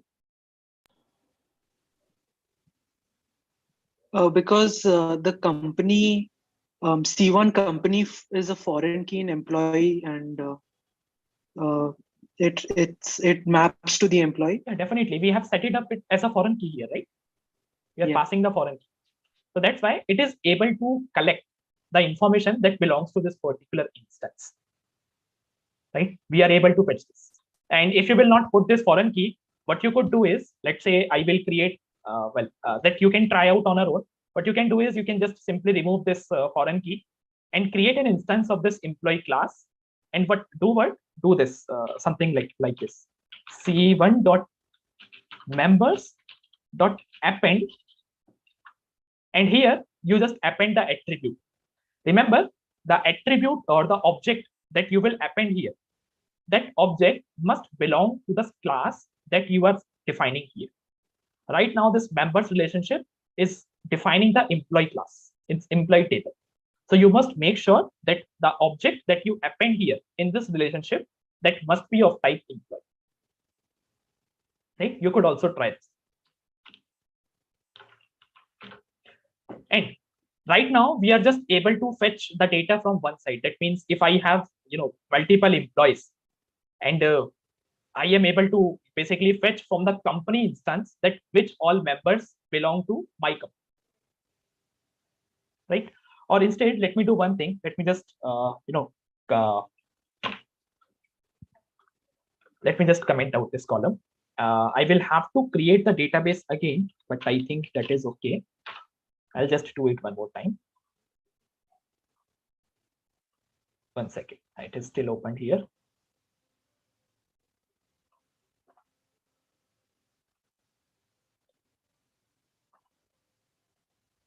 Yeah, I'll say Python I'll have to type again, looks like. From app import everything. And then I'll create the database. Right? Database is now again created. I will create the instance of this company. Let's say C1 equals to company name equals to Infosys, right? I have created this instance. What happened? Not determine. Okay, yeah. So in order to maintain this relationship, we must, we must have this. I will have to again create it.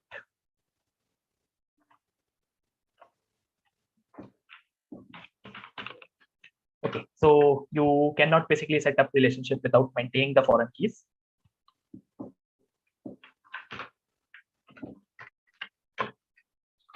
I will quickly maintain reach to that state where we end up.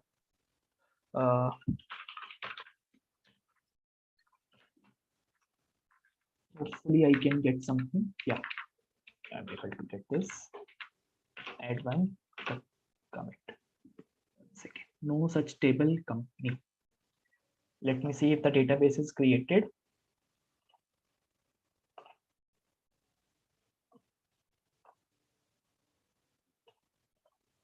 Okay, looks like there is nothing created in the database. I'll have to create it again.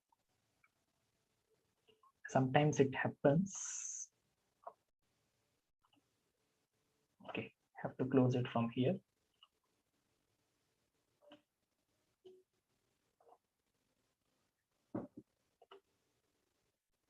One second.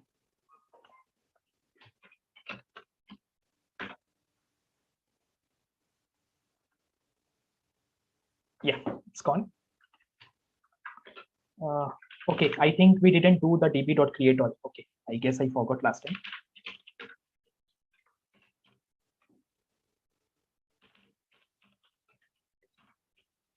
Okay, that was the reason probably. Yes. Okay, what we were doing was we created an instance of company.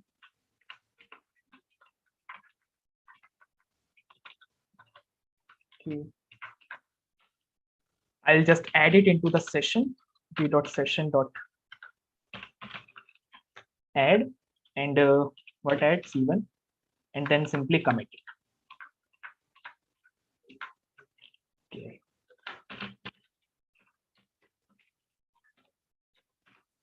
Right, it is committed. Now I'll just open this database again to show you.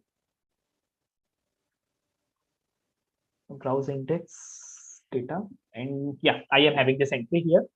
I need to create one for employees. Okay, I need to create one. Then equals to employee name equals to let's say Dave, and the company ID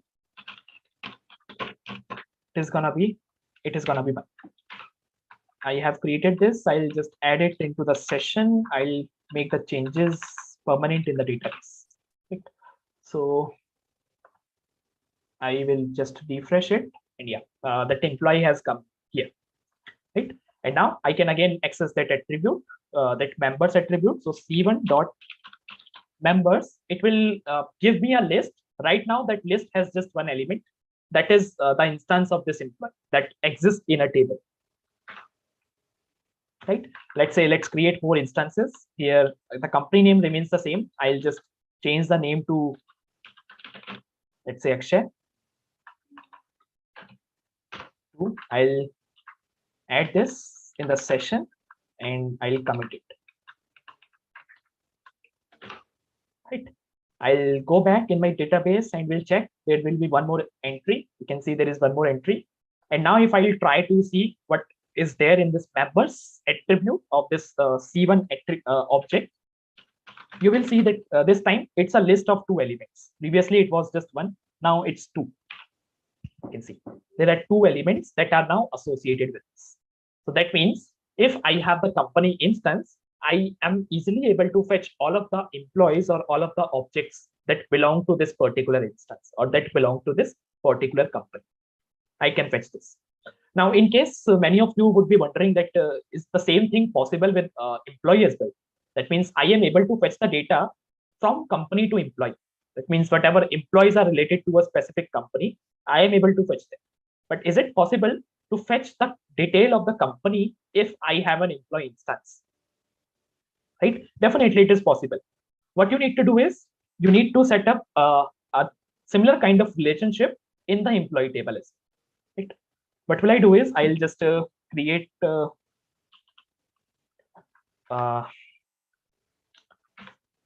say company, as I am assuming right now that a company or a employee can belong to a maximum one company. db.relationship and which table does this relationship belong to? It belongs to the company.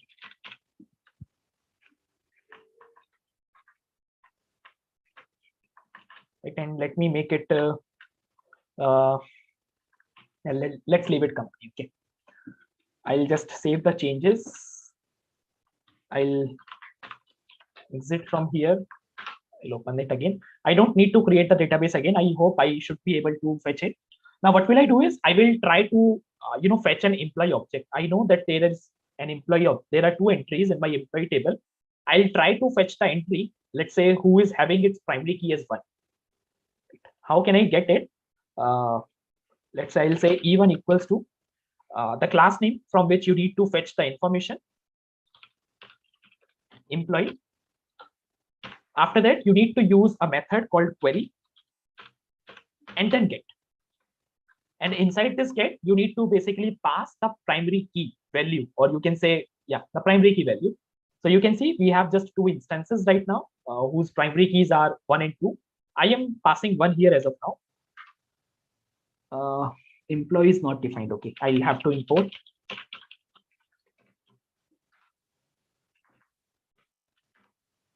What happened? Relationship employee.company will copy. Okay, this is basically a warning. We will be discussing what this warning is saying maybe in a later part of this session. But let us just try to see if we are able to basically get the company from the employee. So if I'll just say E1, you see that I am having the value of employee 1.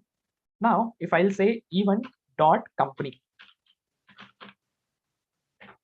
so you can see I am also able to get the company this time, right? E1 dot company, that is, I am getting this. But there is one difference that you can rightly observe here. When we were trying to access, let's say C1 dot members, we were getting a list as output. And when we are trying to say E1 dot company, we are getting a single element. We are not getting a list. We are getting a single element. Can anyone explain why is it happening so? Sir, a company can have many employees, but an employee can be related to only one company. Yeah. So this is an example of a one-to-many relationship. That means many employee instances can belong to a single company instance, but but a single employee instance can belong to only one company instance. That means there is a one-to-many relationship between company and employee. One company can have many employees, and if you will read it from the backwards, that means from employee to company, it is what? Which relationship? It is many to one relationship. That means many employee can belong to the same company, can belong to a single company. So technically, it is because we don't have foreign key in company. So if you will keep this foreign key in the table that is defined above, then it will become the reverse of the current situation. That means the E1.company will become a list, and C1.members will become a single element that can store a single object item. Right now, I have implemented one-to-many relationship, but if you will simply put this company ID in the parent, that means if you need to create a foreign key in the parent in the company table, what you will do is you will create a foreign key with name, let's say employee ID, that corresponds to the attribute employee ID in the employee table. Then the condition will become exactly reverse. That means E1.company will start giving you a list, and C1.members will start giving you a single element. That means that can store a single object at a single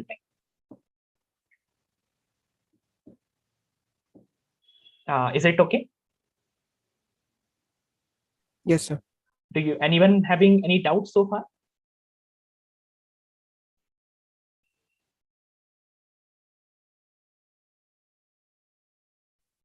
Sir, I have a doubt, sir.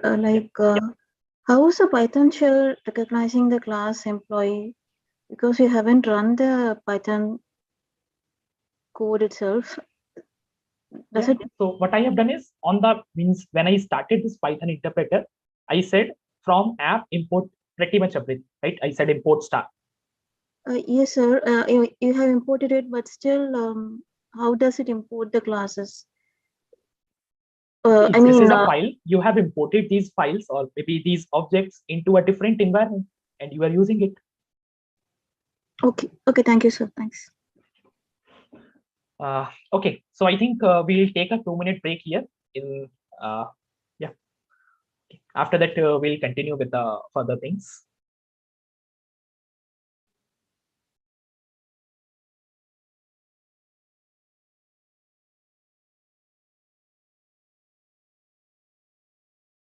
Yeah, please excuse me for 2 minutes.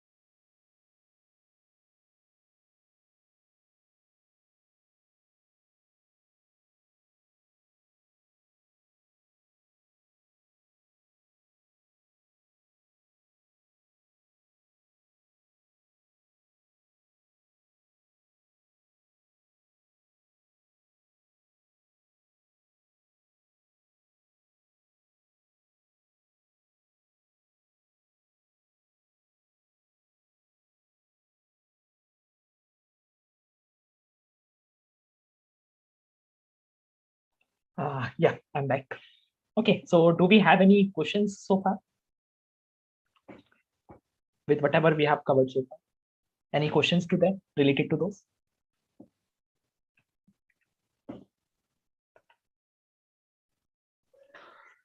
Sir, I have one question. Yeah. The use of SQLAlchemy itself, can't we use standard database SQL queries directly in our programs? I mean, is it just not possible and we really need SQLAlchemy for that, or? No. That's definitely not a requirement, not a necessity. If you want, you can even work with the raw SQL queries. You can simply execute them. Sir, could I take that question? Yeah, sure. I don't mind. Yeah, okay. The main thing with using direct SQL queries inside these apps is that sometimes you have different SQL vendors available, right? Like PostgreSQL, MySQL, and then you have Oracle SQL, then you have SQLite and all that. So everything has a very common basic syntax, but there are subtle variations in how they actually execute the actual SQL code is somewhat different. In the sense, sometimes when you are doing a where clause and you are trying to say select the star from some table where a company name equals, and then you want to pass in a variable there, and the way the variable is handled is different in different databases. Like Postgres is different. The SQLite uses colon variable format, whereas a %s is used in I think Postgres SQL. So these differences, are all handled under the hood by these ORMs like SQLAlchemy. They do all the work for you. You just have to define this db.column and define the table this way, and then there is a query. The way you query the tables using a Pythonic language, you just say this table, like give me this, and it will handle the SQL formatting as per the database you are working on. Now you are working on SQLite, so it will format all the SQL queries and pass it on to the database API in the format that it understands. So you don't have to worry about all that. Otherwise, if you switch from SQLite to PostgreSQL, somebody wants to use a different database using your app, then it will become a headache to edit all the code. That is one of the reasons to use these queries. So I don't know much about this. What I was reading online, I'm just merely parroting what I read online. They said that any ORM does not scale well properly, and as and when your database size grows, these ORMs, the way they translate it into SQL queries in the background, it doesn't scale up very well, and your system becomes very slow. This is what I've read. I don't know whether this is true or not. Yeah, of course it's true, because relational database itself is not an ideal choice for large scale applications. You basically go with our document structured database, document based data. If you want to really have a large scale application that requires a large amount of data to be stored.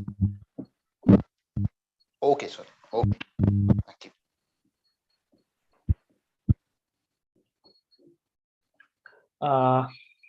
Yeah. So what will we do here is, okay, let me just see what the current state of database is. We have one company instance and we have one employee instance, right? Sorry, two employee instance. What will I do is, let me just create one more company instance. Let's say company and company name. And say Coforge. Right. In the similar way, I am creating one employee instance. Let's say E2.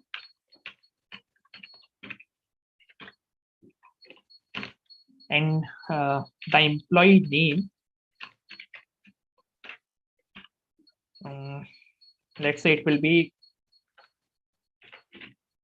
Vishwajit. Okay.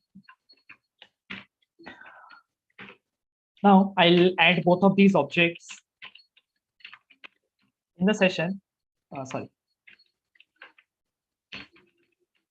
I'll say C2 or probably I can use the add all method. What add all method does is it basically accepts a list, and you can pass all of the instances that you want to add. I want to add C2 and D2, and then I can come.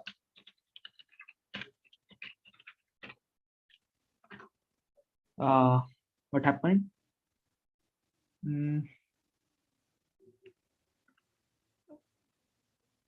Oh, okay. I think we have the foreign key as. Let us just set it to true for a moment. I'll just do db.session.rollback.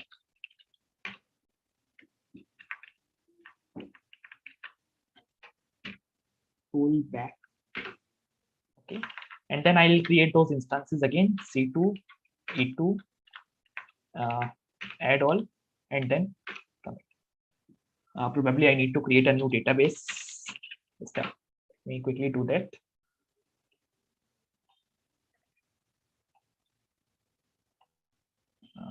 Delete it. Okay. So yeah, I'll just say Python from app import star. Okay, I'll quickly create one. So since the database has been deleted, I will have to recreate everything from scratch. Company name equals to same process again. What is this? Relationship employee.com. Yeah, anyways.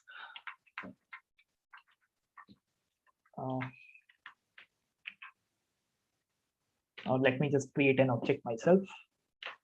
E1 equals to employee, and that has the employee name as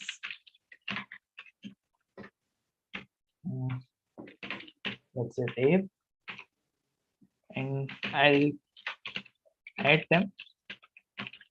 db.session.add E1 and C1.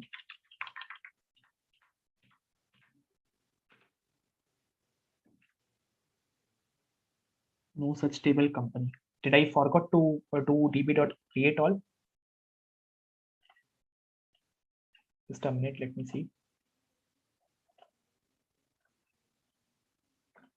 Okay, there is nothing here.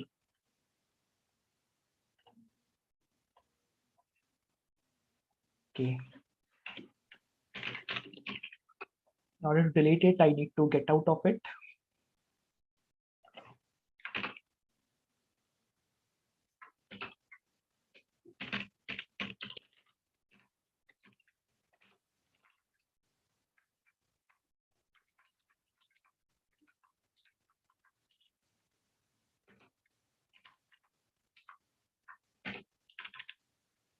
Let's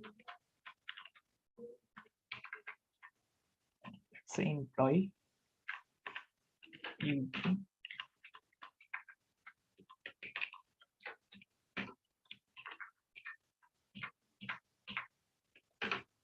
Okay, I have committed it, and now if I'll go back and see, now this time you would notice a change. I have created the objects in a slightly different manner.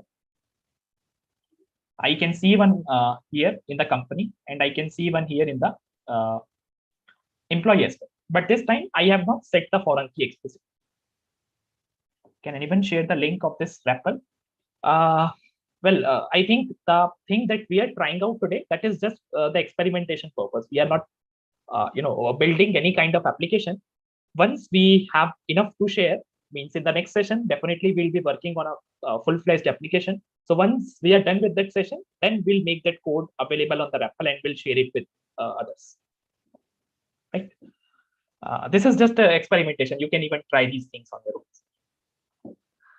Yeah, so this time what change you would have noticed is that I have not passed any foreign, right, in this employee while creating an instance of this employee. What will I do is I will try to make the use of this relationship. Okay, I'll say I will use the members attribute of C1. Let's say C1 is basically the company object dot members dot append. Now remember, I said that members attribute is basically referring to the employee table. So we must add an attribute or sorry, an object that belongs to this employee class. So I am adding an object called even that belongs to the employee class. The moment I add it, db.session.commit. Right. Now, what would I like to show you here is the moment I say c1.members, can anyone predict the output here? What would be the output? Employee 1. Will it be a list or what?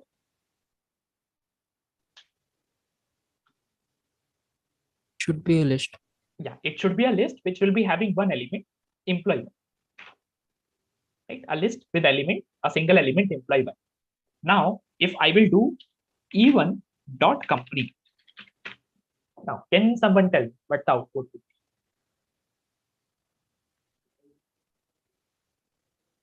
No list, only company 1. Okay, only company 1. So here is the 1 second.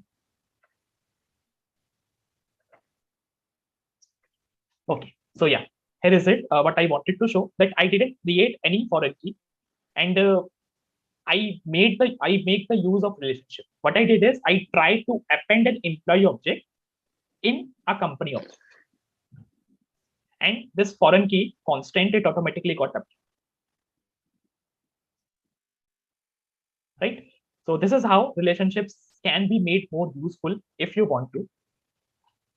Right now, we were getting some warnings there. You could see that these warnings that 1 second. I can show you. Yeah.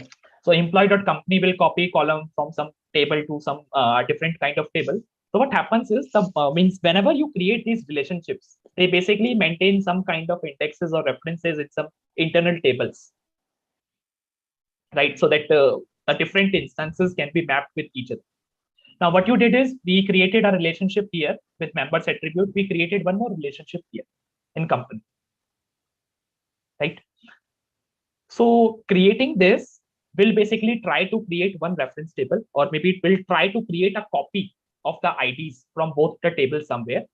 The moment you do this, this will also try to duplicate that. That means the moment you define this relationship, this will also take the IDs from both the tables and will try to store it somewhere. In case you want to avoid this warning, what you can do is you can either use the means overlaps attribute.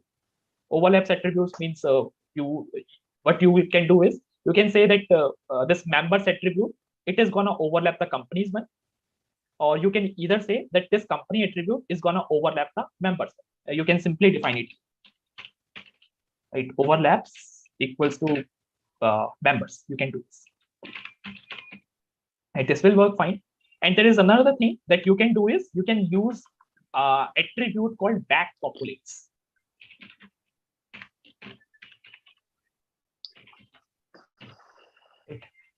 There is an attribute called back populates here, and you can define a value. Let's say company. Now, the moment you say that back populates is equals to company, you must define this company relationship in the child table. If this company exists, this is okay. If you will not create it, it will give you an error. You must create this. Right? In the same way, we can say back populates here and can point it to this relationship, that is members. Right? So now we won't get this warning at least. If I try to create one more object, let's say this time it can be Coforge, and it can be employee name, it can be Akshay. I'll just add these. So db.session.add even and add c1. Okay. Yeah, let me just commit them as well. I'm not sure if I'll get an error since I have made some changes. Anyways, okay, this works. I'll just see what is there in the database. So I can see that one more attribute has now been added. Now I'll write a simple statement here and we'll ask you to predict the output. I am saying what the value of E1 dot company will be. E1 dot company. What do you think? What the output of this statement would be?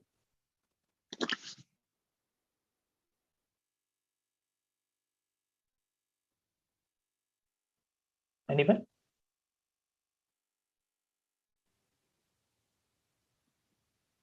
E1 is an instance that is having one of its properties employee name as Akshay. So I think it will be only the company one, because I think you have not provided the Akshay's foreign key. Yeah. Let's see. E1 dot company results nothing. It results null.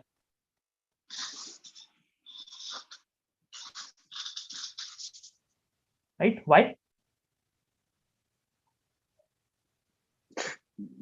Because foreign key is not provided. Definitely, we have not provided the foreign key while creating the instance. Now, what shall we do in order to compensate that? So that we can relate both of these objects with each other. Let's say I want to say that Akshay works in the company Coforge. How can I tell it to my relationship?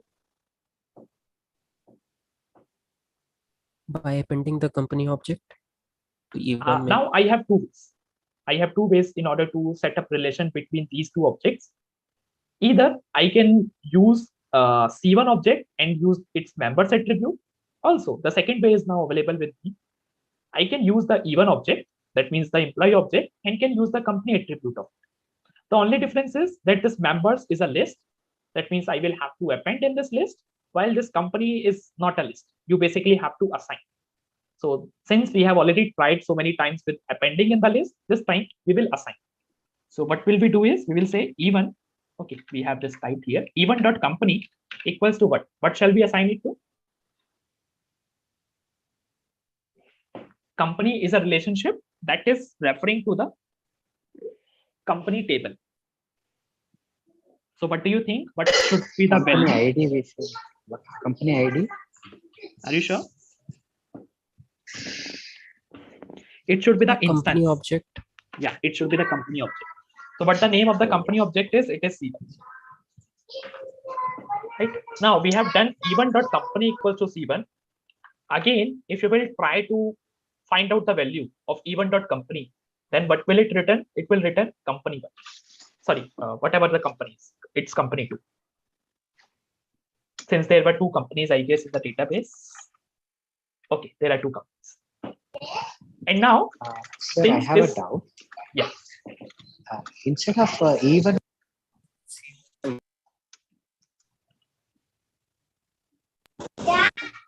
Hello. Are you still speaking? Yeah, I can hear you.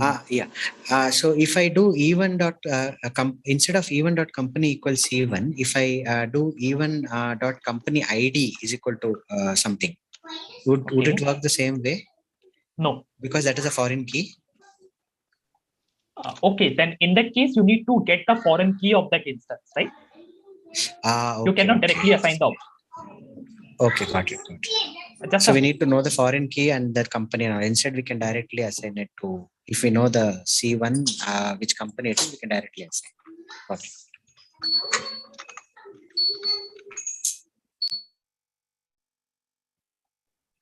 Yeah, sorry, I plugged my earphones off for a moment. Can you please repeat whatever you said? Basically, if we write this way, E1.company equals E1, we are directly connecting it to the company object itself. Yeah, correct. We are making the use of this relationship that we have defined. Okay, right? Thank you. Now that since we have set it up this relation between E1 and C1 object, what do you think if we will try to print this C1.members? It should now show whatever we added in this E1 guy should show up, I guess. I missed the between part before if you have added anything more. But because we defined back populates, it should show the E1. All right. It would basically show us a list, and that list will have, I don't know how many employees are associated with it. I think it would be just one. Yeah, it is just one employee. So it is working quite fine. Okay, now if I will ask you the question that what this back populates is doing here, can anyone answer me what this back populates is doing?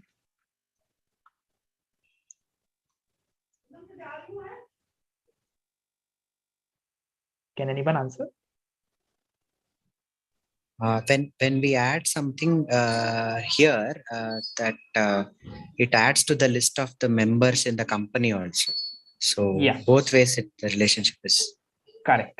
there. So what we are doing is, if we are updating a members with one of the object, what we are saying is that it is automatically updating the company side of it, right? If we'll check that object's value from the reverse, that means if we update the members attribute using the company object, and then we check if the employee object also has started belonging to this particular instance, we see yes, it has.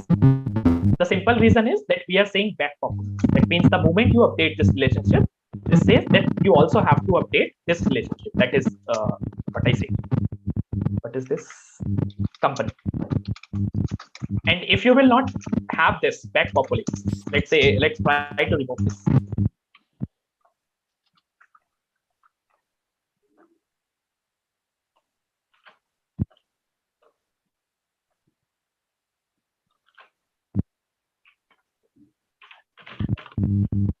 I'll just exit from here.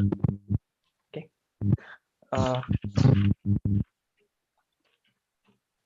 Can all of you be on mute, please? I can hear some background noise. Thanks.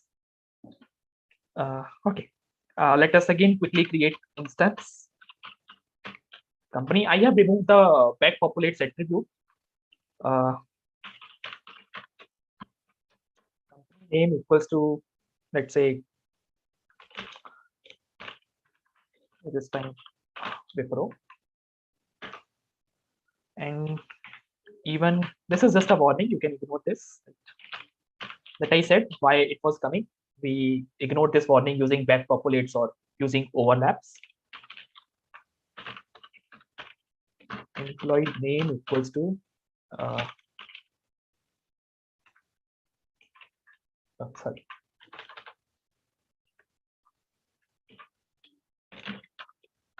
Right. So let's say Arish.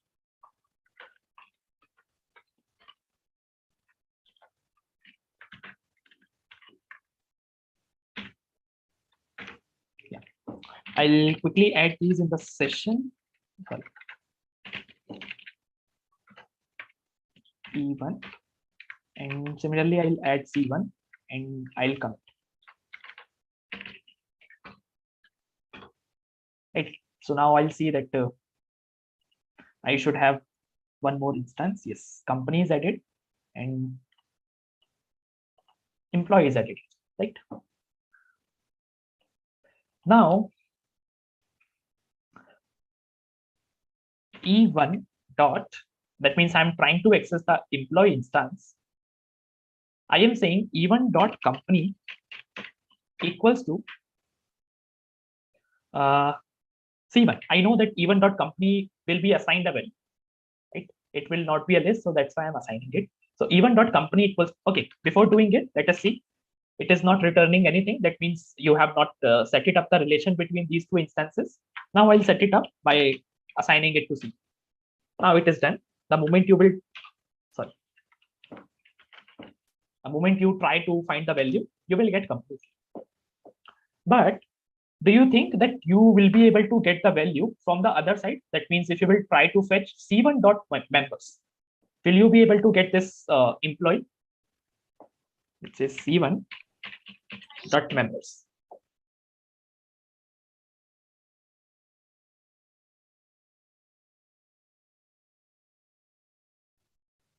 Yes, what do you think the output of this command would be? It will still be only employee 2. I don't think employee 3 will be reflected on this. Okay, it is coming as employee 3. And let's see if it is updated in the database as well. Just a minute. 1 second. It's not updated in the database. You have not committed.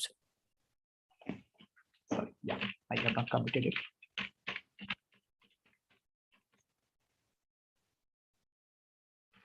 Yeah, I think it should come there. Okay, it came. Why it's not coming? Okay, looks like last time we didn't commit and we came out as it is without committing the session. Anyways, let's just assign it a value 2. Yes, okay. Right changes. Okay. There is basically one more keyword that we use. We were using previously back populates, but in case we use back populates, we need to keep it on both sides. That means we need to keep back populates here in the first table and even in the second table as well, right here also. But if we don't want to use the same thing on both of the sides, there is a shortcut that you can use. You can use backref property. This backref. What you will do is you will say backref equals to company.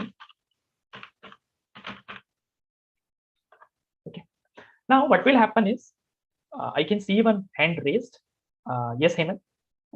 Sir, here we have not used the back populate. So how does the members also got updated? Sorry.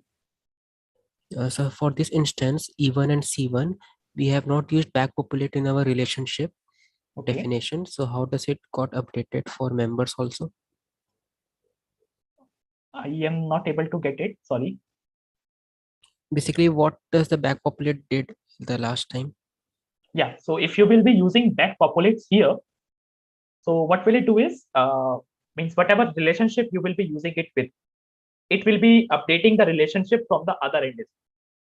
That means if I am updating members, so it will automatically update the company relationship on the other side. Yes, but for this instance, we have not used back populate. So, but it still shows company 3 for C1 members. Company 3. Sorry, I'm still employee not 3. able. Sorry. I am still not able to get it. Okay, I guess I got it. Okay. Were you asking that previously I didn't have that back populates attribute in any of these and still I was able to update it? Yes, sir. Okay. So I think just a minute, let me just try to exit it.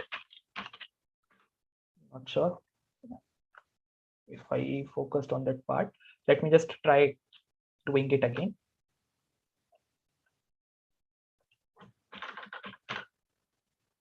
Table and this relationship as company. Okay, all right. I'll just close this database as well.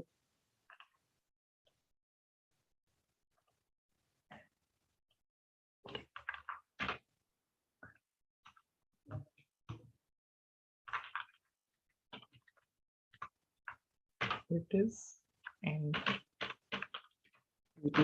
create all. The database is created. Let's see if it has all the tables. Yeah, it has. Okay, so let us quickly create instance again. We have been doing it again and again. Yes. Process.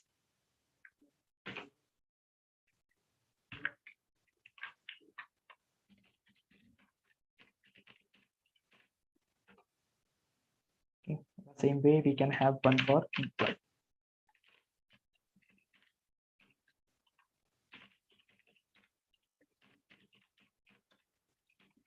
By name.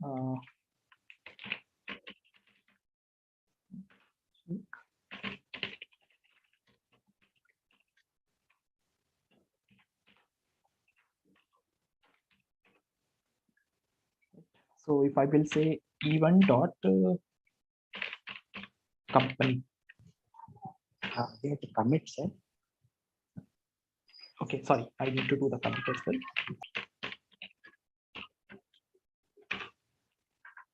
So E1 dot company is not resulting us anything. The moment we say E1 dot company equals to what was the name of the previous instance? Okay, it is C1. Okay, and let us try to do a commit.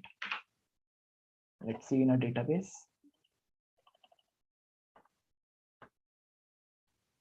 Okay, so this foreign key is automatically getting updated here.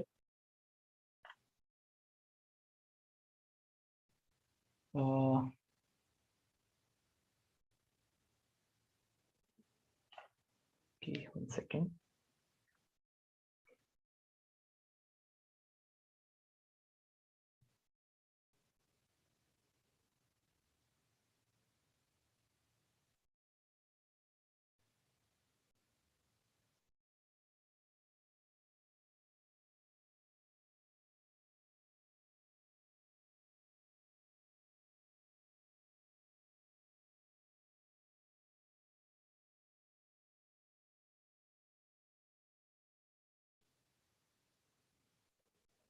Okay, so the foreign key should have been added because we are adding it to the employee relationship company.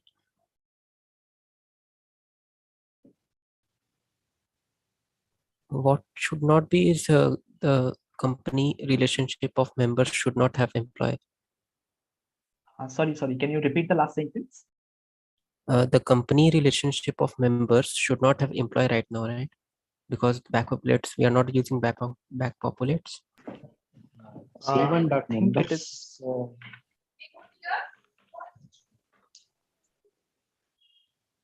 It is giving this employee back.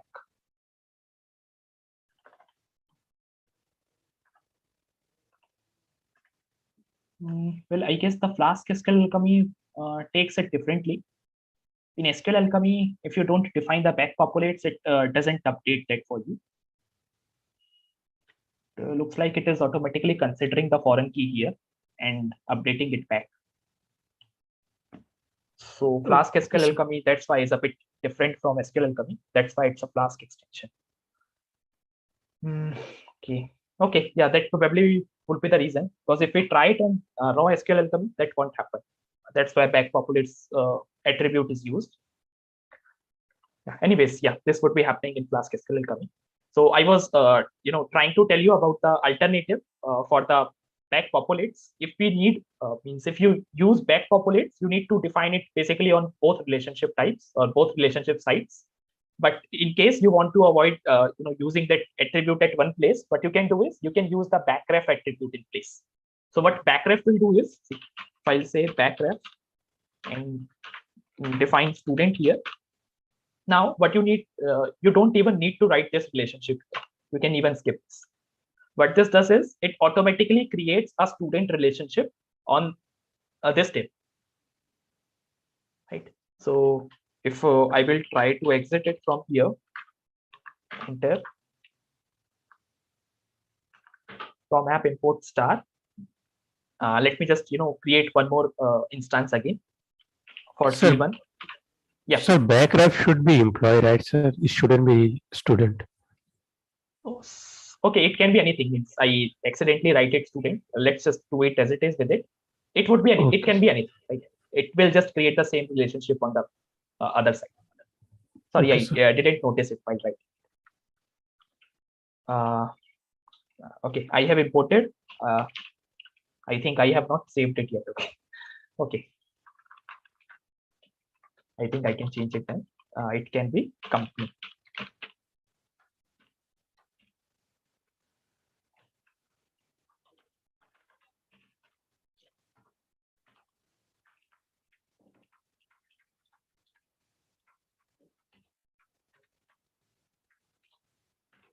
Name, employee name.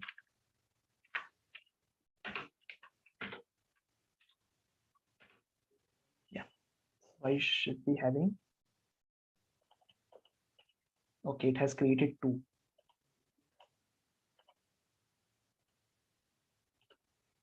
Okay, since we don't have any constants, we usually have a unique constraint on, let's say, employee name or on the company name or something like that. But right now we don't, we didn't put any such constraint, so that's why it is allowing us to create multiple duplicates. Yeah. So now, since this is not yet related, you can see that this is not yet related with the other instance, the other property. What will I do is I will say that C1 dot members dot append what we need to append is we will append E1 here. That means we are using the company object in order to append an object of employee, right? So the moment I did this, now this company relationship is, of course, we have not created it explicitly, but still it is available. The reason is we are using backref attribute. Now, if you let me just commit it first so that we can see the changes in database. Yep. Now, if I will say E1 dot company, the value that we put in the backref. So we should be able to get the value of the company. That should be company 1. Okay, sorry, company 2. We already had one company. So see, this is the advantage of using backref. We just need to define it at one of the relationship, either on the parent side, either on the client side. Anyone, you don't need to use back populates at both ends. Right. So this is how you can make your work a little bit easier. Now, since we have discussed a lot about relationships, we have been discussing about what I say. This is one-to-many relationship. So of course, many-to-one will be the reverse of it. If you will put employee table before company, it would become many-to-one. In order to create a one-to-one relationship, what we usually does is we use a special attribute called use list, because we saw that the table which has the foreign key, for example, this table has the foreign key. So this relationship, that means this company relationship, you will be able to assign a value to it. You won't be able to append because it's not a list. It will basically contain a single object at a time. While if we talk about this company class, this can hold multiple objects, right? Because this members is a type of list and you can append multiple objects in this list. So that's why it is providing us the one-to-many relationship. In case we want to convert it into one-to-one, that means one company object, it should not allow us to append something into it. It should only allow us to assign something. So what we can do is we can use a special attribute called use list. Right? We can define a use list here and can say that it should be false. Right? So that it should not allow us in order to create a list for this members. Now it will again be a simple variable. That means you will be assigning a value to it. You won't be appending a value. If you want, you can read how it is actually implemented in the SQLAlchemy documentation. Hopefully you will be able to get it from there. In case you have any doubts, you can again get back to us. Now, what I want to emphasize on is the many-to-many relationship, because this is what we are gonna be using for building our application. Right. So what will I do is I'll just I can delete this, or let me just keep it as it is. In order to create a many-to-many relationship, we basically introduce one more table in between these two tables. In order to maintain a many-to-many relationship, we basically introduce one more table between the tables in which we want. So right now we are having these two tables. One is company, one is employee. Everyone is having some sort of properties in them. Now, what will I do is I will say that this relationship is still referring to this employee class, but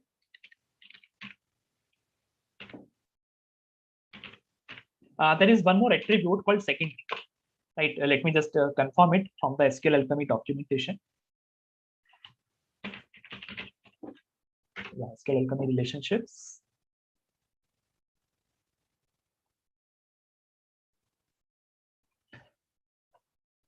Yeah, so you can read more about them here. I think they have provided examples for each and every relationship. So for many-to-many, we use this attribute secondary. So I will be using this attribute as well.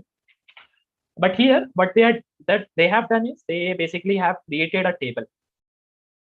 Right? They have created a table, but I won't be creating a table this way. What will I be doing is I will be doing in a pure ORM manner. That means I will be creating a class for it and let the SQLAlchemy convert it into a table. So I cannot pass this value, right? Because it needs to be it is a variable in their example, but in our case, I will be passing the table name. Now let's say, since I want to create a table name, I can define in order to relationship between these two. Maybe I can simply say association. That would be easier. Right? And of course, since we are creating one more class, we need to inherit the db.model class so that we can create certain columns in it as well.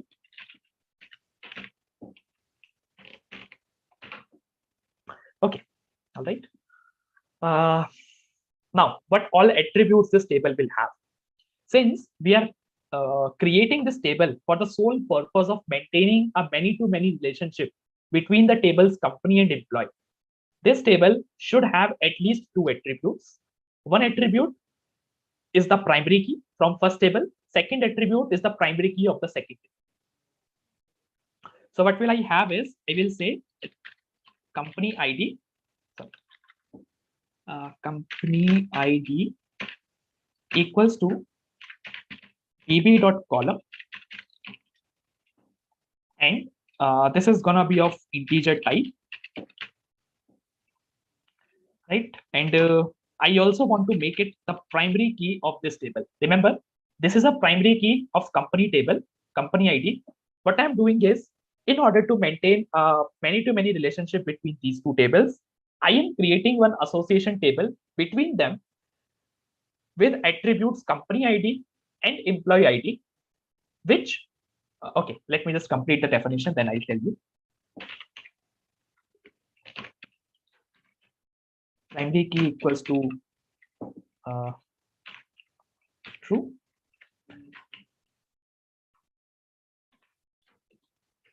Sorry, it's Python, not JavaScript.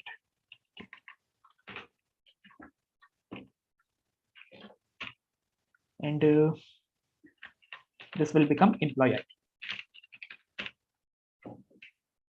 Okay, yeah, all right.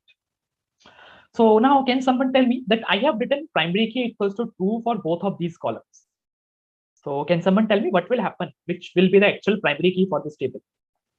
Whether it will be company ID or compound primary key, both of them together. Sorry? It's a compound primary key. So both of them together will make it. Correct. So a combination of these two columns will make a primary key of this table.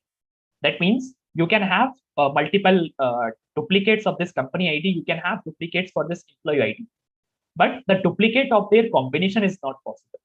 For example, if you have an entry in this table, let's say 1 and 3, the value of company ID is 1, the value of company employee ID is 3. Then you cannot append one more entry with company ID 1 and employee ID 3. One of these parameters needs to be changed. Okay. So this is what it means to have a compound primary key. Okay. Let me see if database is still active. I need to create a new one because I have added a new table. So we need them to be a foreign key as well, right?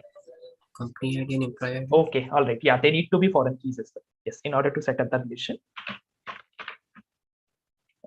db.foreign key. And this is company ID. So this would be company.company ID.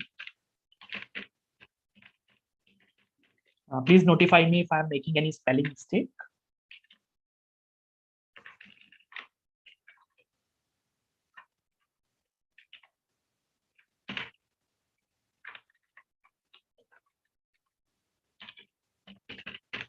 Employee ID. Okay. And the name of this table is association. Sorry, the name of this class is association. When we will convert it into a table, what the name of this table would become? Association. Association is smaller case. Correct. So we basically need to put that name, the table name here in this secondary attribute. So I'll keep here association. I have not make a spelling mistake, I hope. All right. So won't the company ID be conflicting with the employee foreign key company ID? There's also one more company ID in employee table. Okay, you mean this? Employee class. Can you just repeat it one more time? We have company ID and employee class as well. Yeah. So won't it be conflicting No. in the relationship? This is an attribute of a completely different table. So he's trying to say that we also have, sir, this company ID in employee class, sir, right?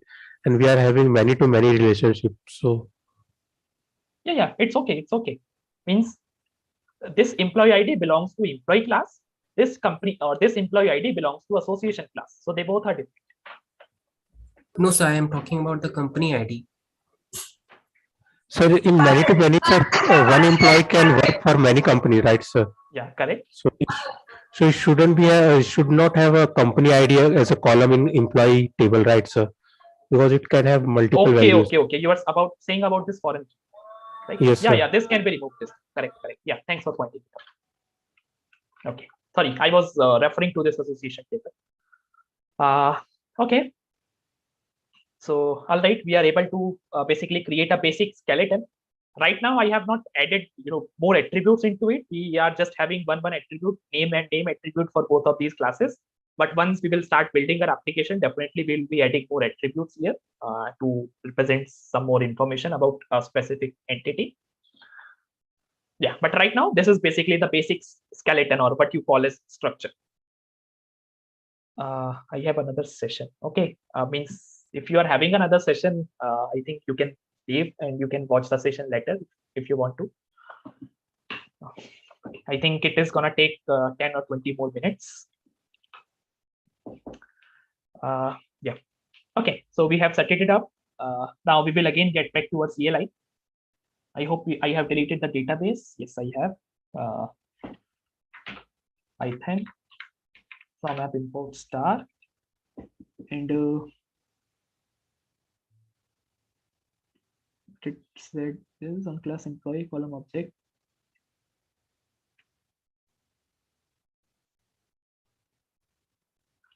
Checking.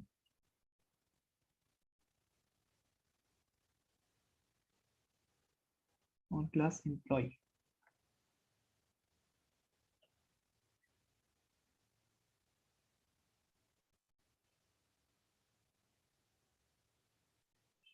Anyways, we'll see. Sir, you have written employee ID equal to C1 equal to. Maybe that's causing error. Okay.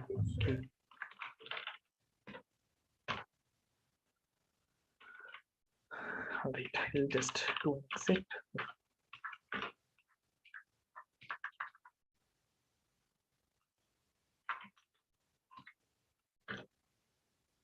All right, yeah, that's gone. What shall we do now? Okay, we have to first create the database. I hope we have imported everything. Yes. So create all.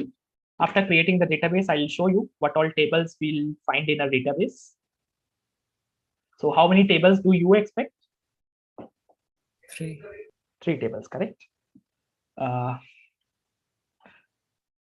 So you can see we have 3 tables: association, company, employee. You can note down their names as well. They all are in lower cases. So this is the employee definition. Right now we have just one primary key and one name. Same with company, one ID, one name. Association is having 2 primary keys, a compound primary key. If you will go into the details, you will see that each of those is acting as a foreign key to some table. This company's company ID, this employee's employee ID. Right. Okay. Now what we'll do is we will create an instance of each of these. Again, I'll take that C1 like of thing. I hope you can get it. Yeah. So company name Infosys and employee is this. I can add it and commit. Now I have created one instance in company table. I have created one instance in the employee table. Okay. So if I will go to browse data and refresh it.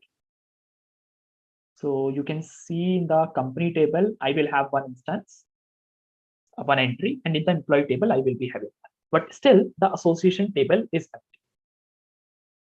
If any one of you has experimented with the SQLAlchemy or either Flask-SQLAlchemy, can you tell me if I want to add an entry into the association table, how shall I add? Using the relationship? Yeah, correct. Using the relationship. So right now I have defined relation only on the company side, members.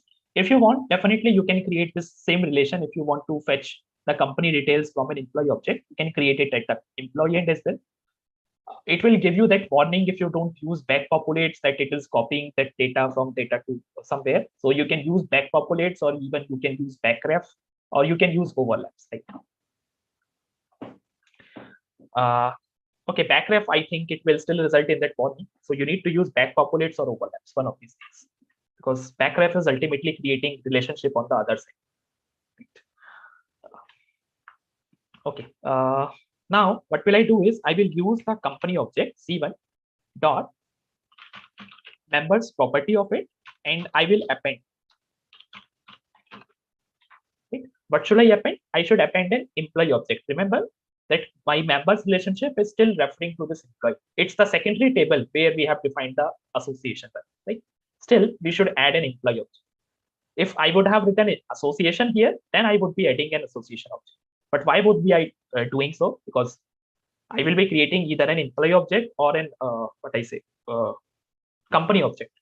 In association object should be automatically created by me. Flask-SQLAlchemy should take care of that. Okay. So I'll say even here, I have appended it. Now the moment I will try to access its value, so it is resulting me a list employee 1. But if I will go to my database, I can see that there is nothing here. Why? The association table should have been populated accordingly. So we need to commit, right, sir? Correct. We have not committed the changes. Once we make a commit, we will be able to fetch that. So you can see that one company ID and employee ID, it is automatically created. Okay. So what will happen if association table has more attributes? What type of attributes? Maybe any, not necessarily related. You should not keep. You should not keep them. The whole purpose of association table is to maintain the many-to-many relationship. At most, I would suggest you can have at most one more attribute, and that attribute can be just an auto-incremented value. Yeah, is it okay? Okay, so association table can only map only two attributes, one from each table. Yeah, correct. Okay. Now what will I do is I will try to create one more company instance, and I wanted to show you one more thing. So this Infosys, this will become Wipro. Okay.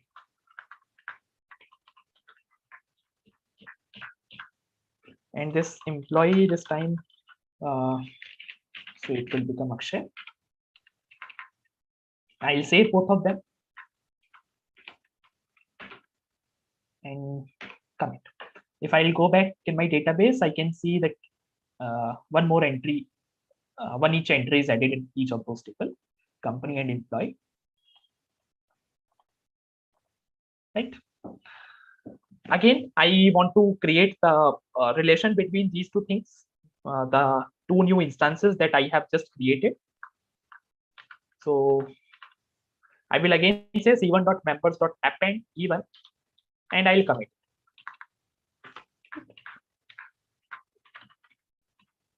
c1.members is resulting me a list which is having just one employee. Now, what I will do is I will say dd.session.delete. Well, these methods are not specific to SQLAlchemy. Remember that we are not this one. Well, let's do this. Yeah, I think it would be a good example. db.session.delete. Yeah, this is specific to SQLAlchemy.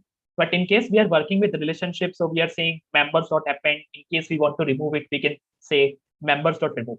So these are the standard Python list methods that we can use here, since members is a type of list. Okay. So if I, let's say, delete E1, I am deleting an instance E1 from my employee table. What do you think? What all effects will be seen in the database table?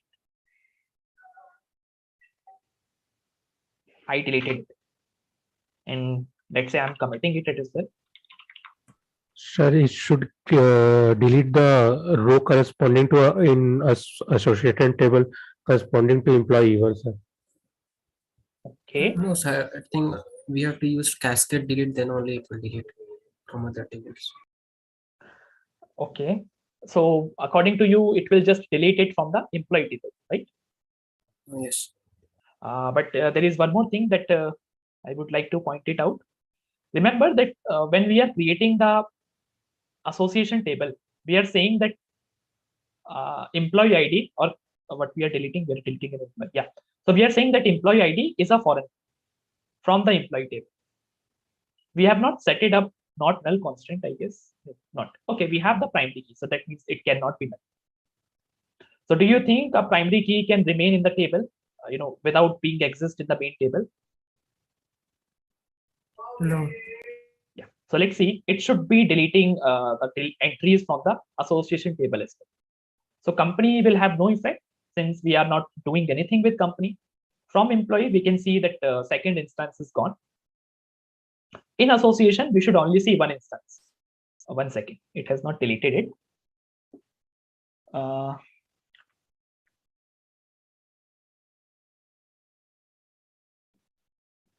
db.session.delete e1. Or if I will say, okay, there is nothing.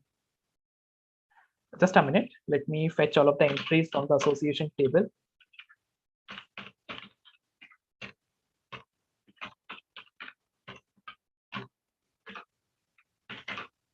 Okay, it is still.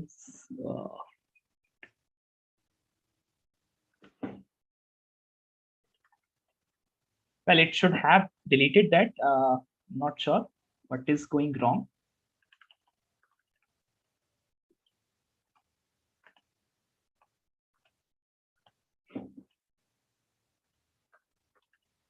Okay. So I have tried this before. We have to use cascade delete, then only. Yeah, I think by default it should do that. Anyways, let us see. 1 second. But I couldn't even fetch that. Okay, so let me delete that value manually from my end. I have deleted it and I have written the changes here. Okay. Now what will I do is I will basically create some more instances. Let's say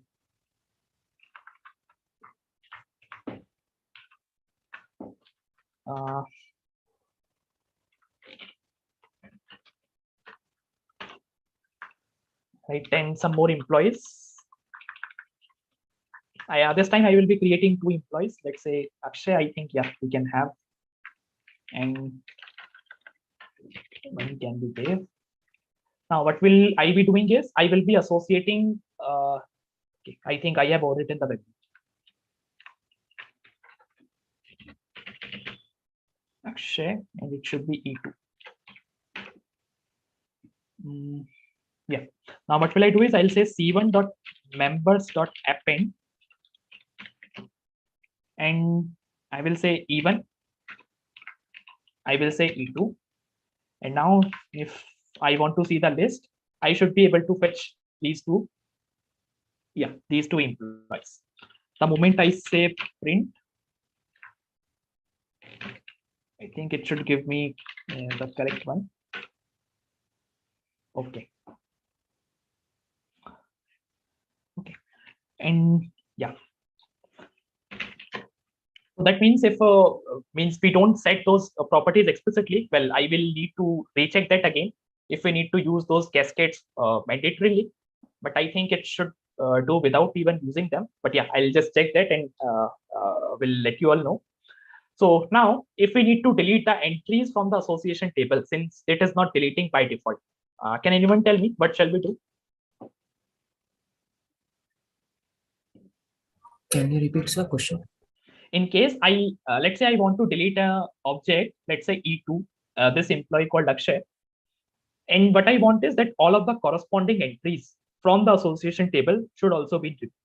How can I do that?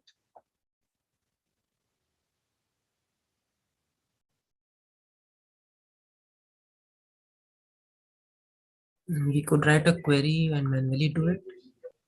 Yeah, what query?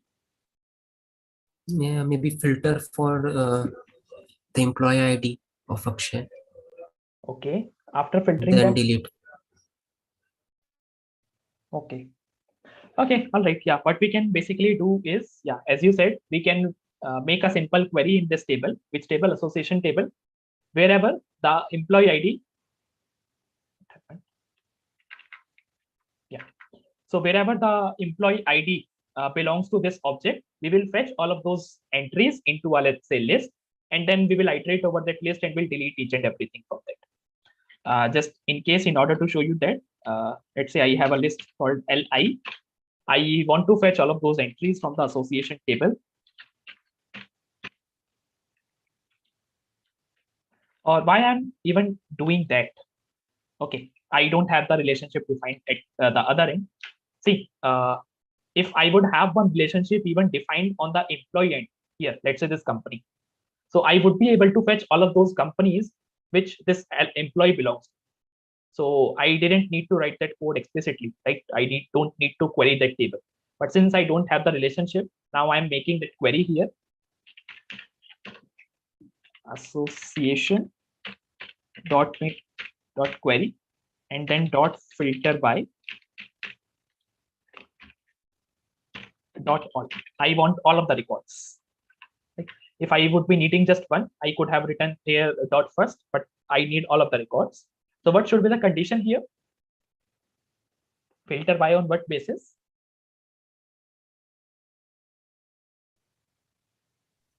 Employee ID must be equal to E1.employee ID. Okay, so something like this. Employee ID must be equals to E1 dot employee ID, like this. Yes. Okay, and if I'll try to print LI, I don't know how many things are there. It is saying there is nothing. So what is there in the E1? Let me see first.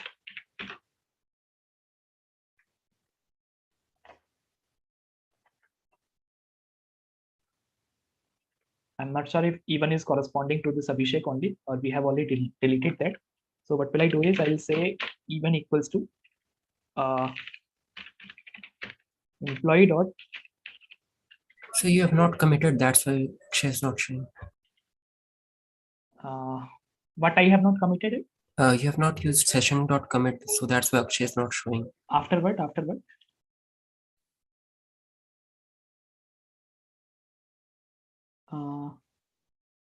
Well, let me just quickly do that. Even if I do, let's say db.session.commit, I forgot means what I have written about. So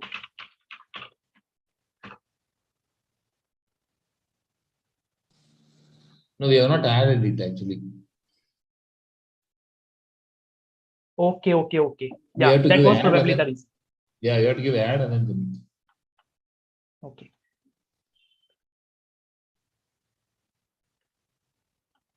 Yeah.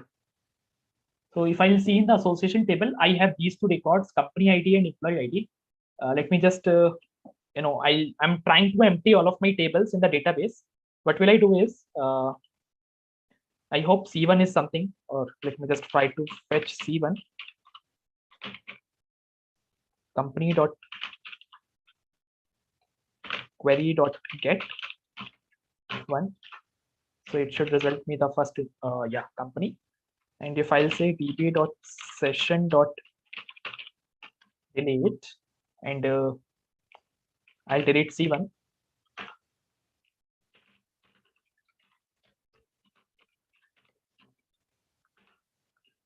So if I'll go back to my database, okay, so you can see now that that entry has already been deleted. I guess last time we were not committing it. That's why it was happening.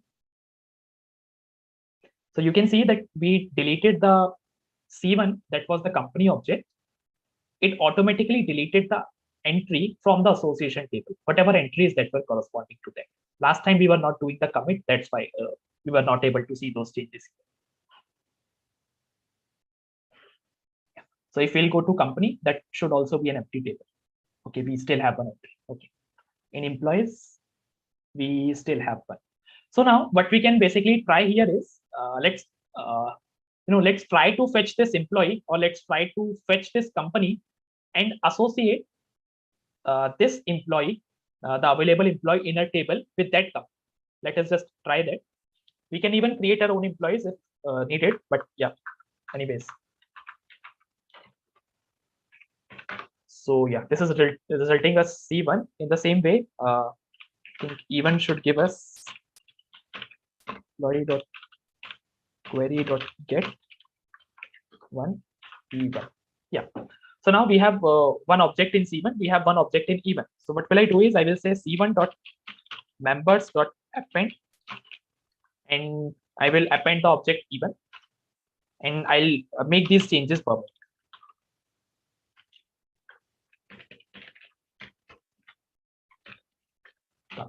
Right. The moment I do this, I should be able to see some one entry added in my association table. So yeah, I can see that the company ID is 2, but the employee ID is 1. Now, if I try to delete that again,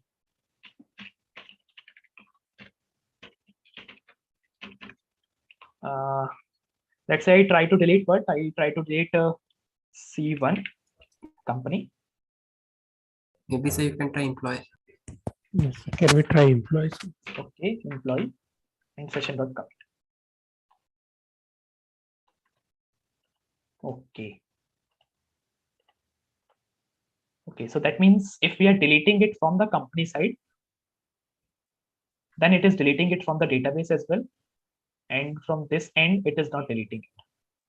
Okay. Yes, so is it because we have defined the secondary attribute in company class? Yeah, looks like we have to design the relationship on the other end as well. So in that case, we can use back properties. But what happens in most of the cases is, well, anyways, that I think we can discuss sometime later on. So yeah, means if required, we can create a similar type of relationship here on the child table as well. And when we will go forward with our actual application, we will actually do that.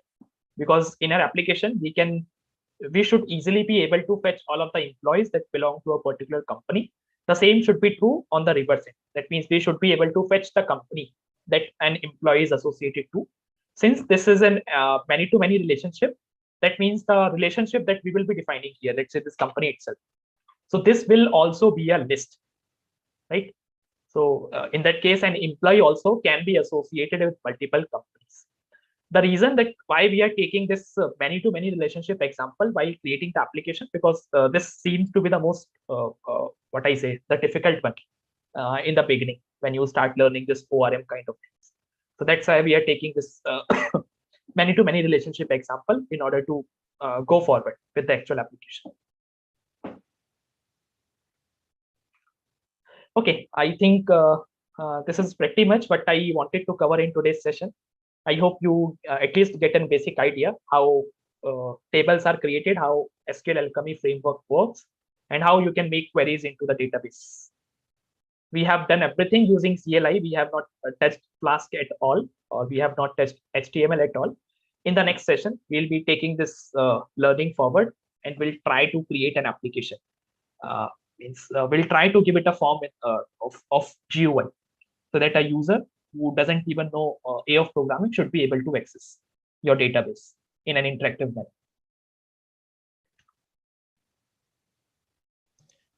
Sir, I have one question. Yeah. So this Flask can be used only for web application, or it can be used even for desktop application? No, it is a web application thing. Web application, okay. So, yeah.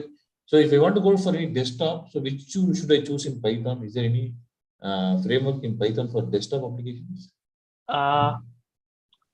You can use Tkinter. Tkinter, okay. You can have GUI applications created with Tkinter. Okay, okay.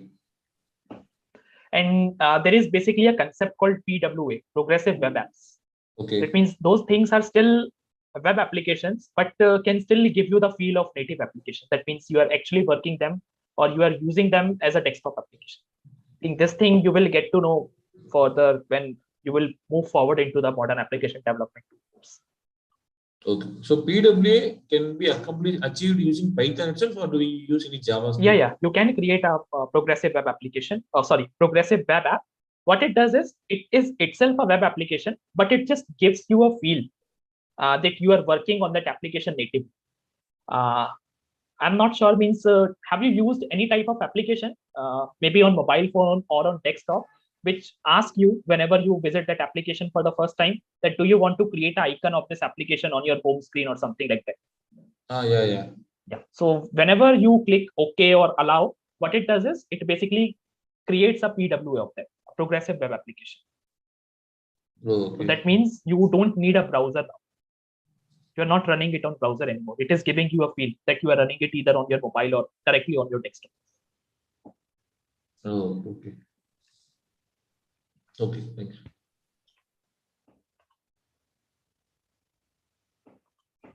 Yeah. Okay, I'll just exit it from here. Well, I don't think means we need to share this code. We have not written anything. As I said, the code that we'll write in the next session, that we'll definitely share with all of you. When we'll have the next session, so we'll have the next session on Friday on the usual timings at 2 p.m.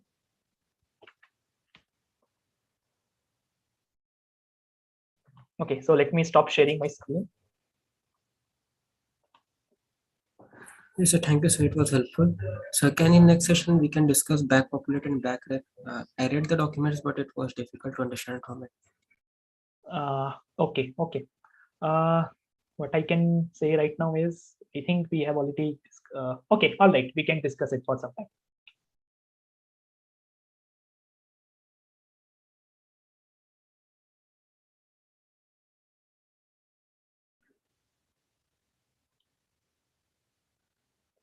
Yeah, all right. I hope you would have enjoyed the session.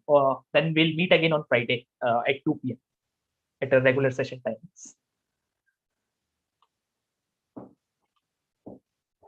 Okay, sir. Thank you.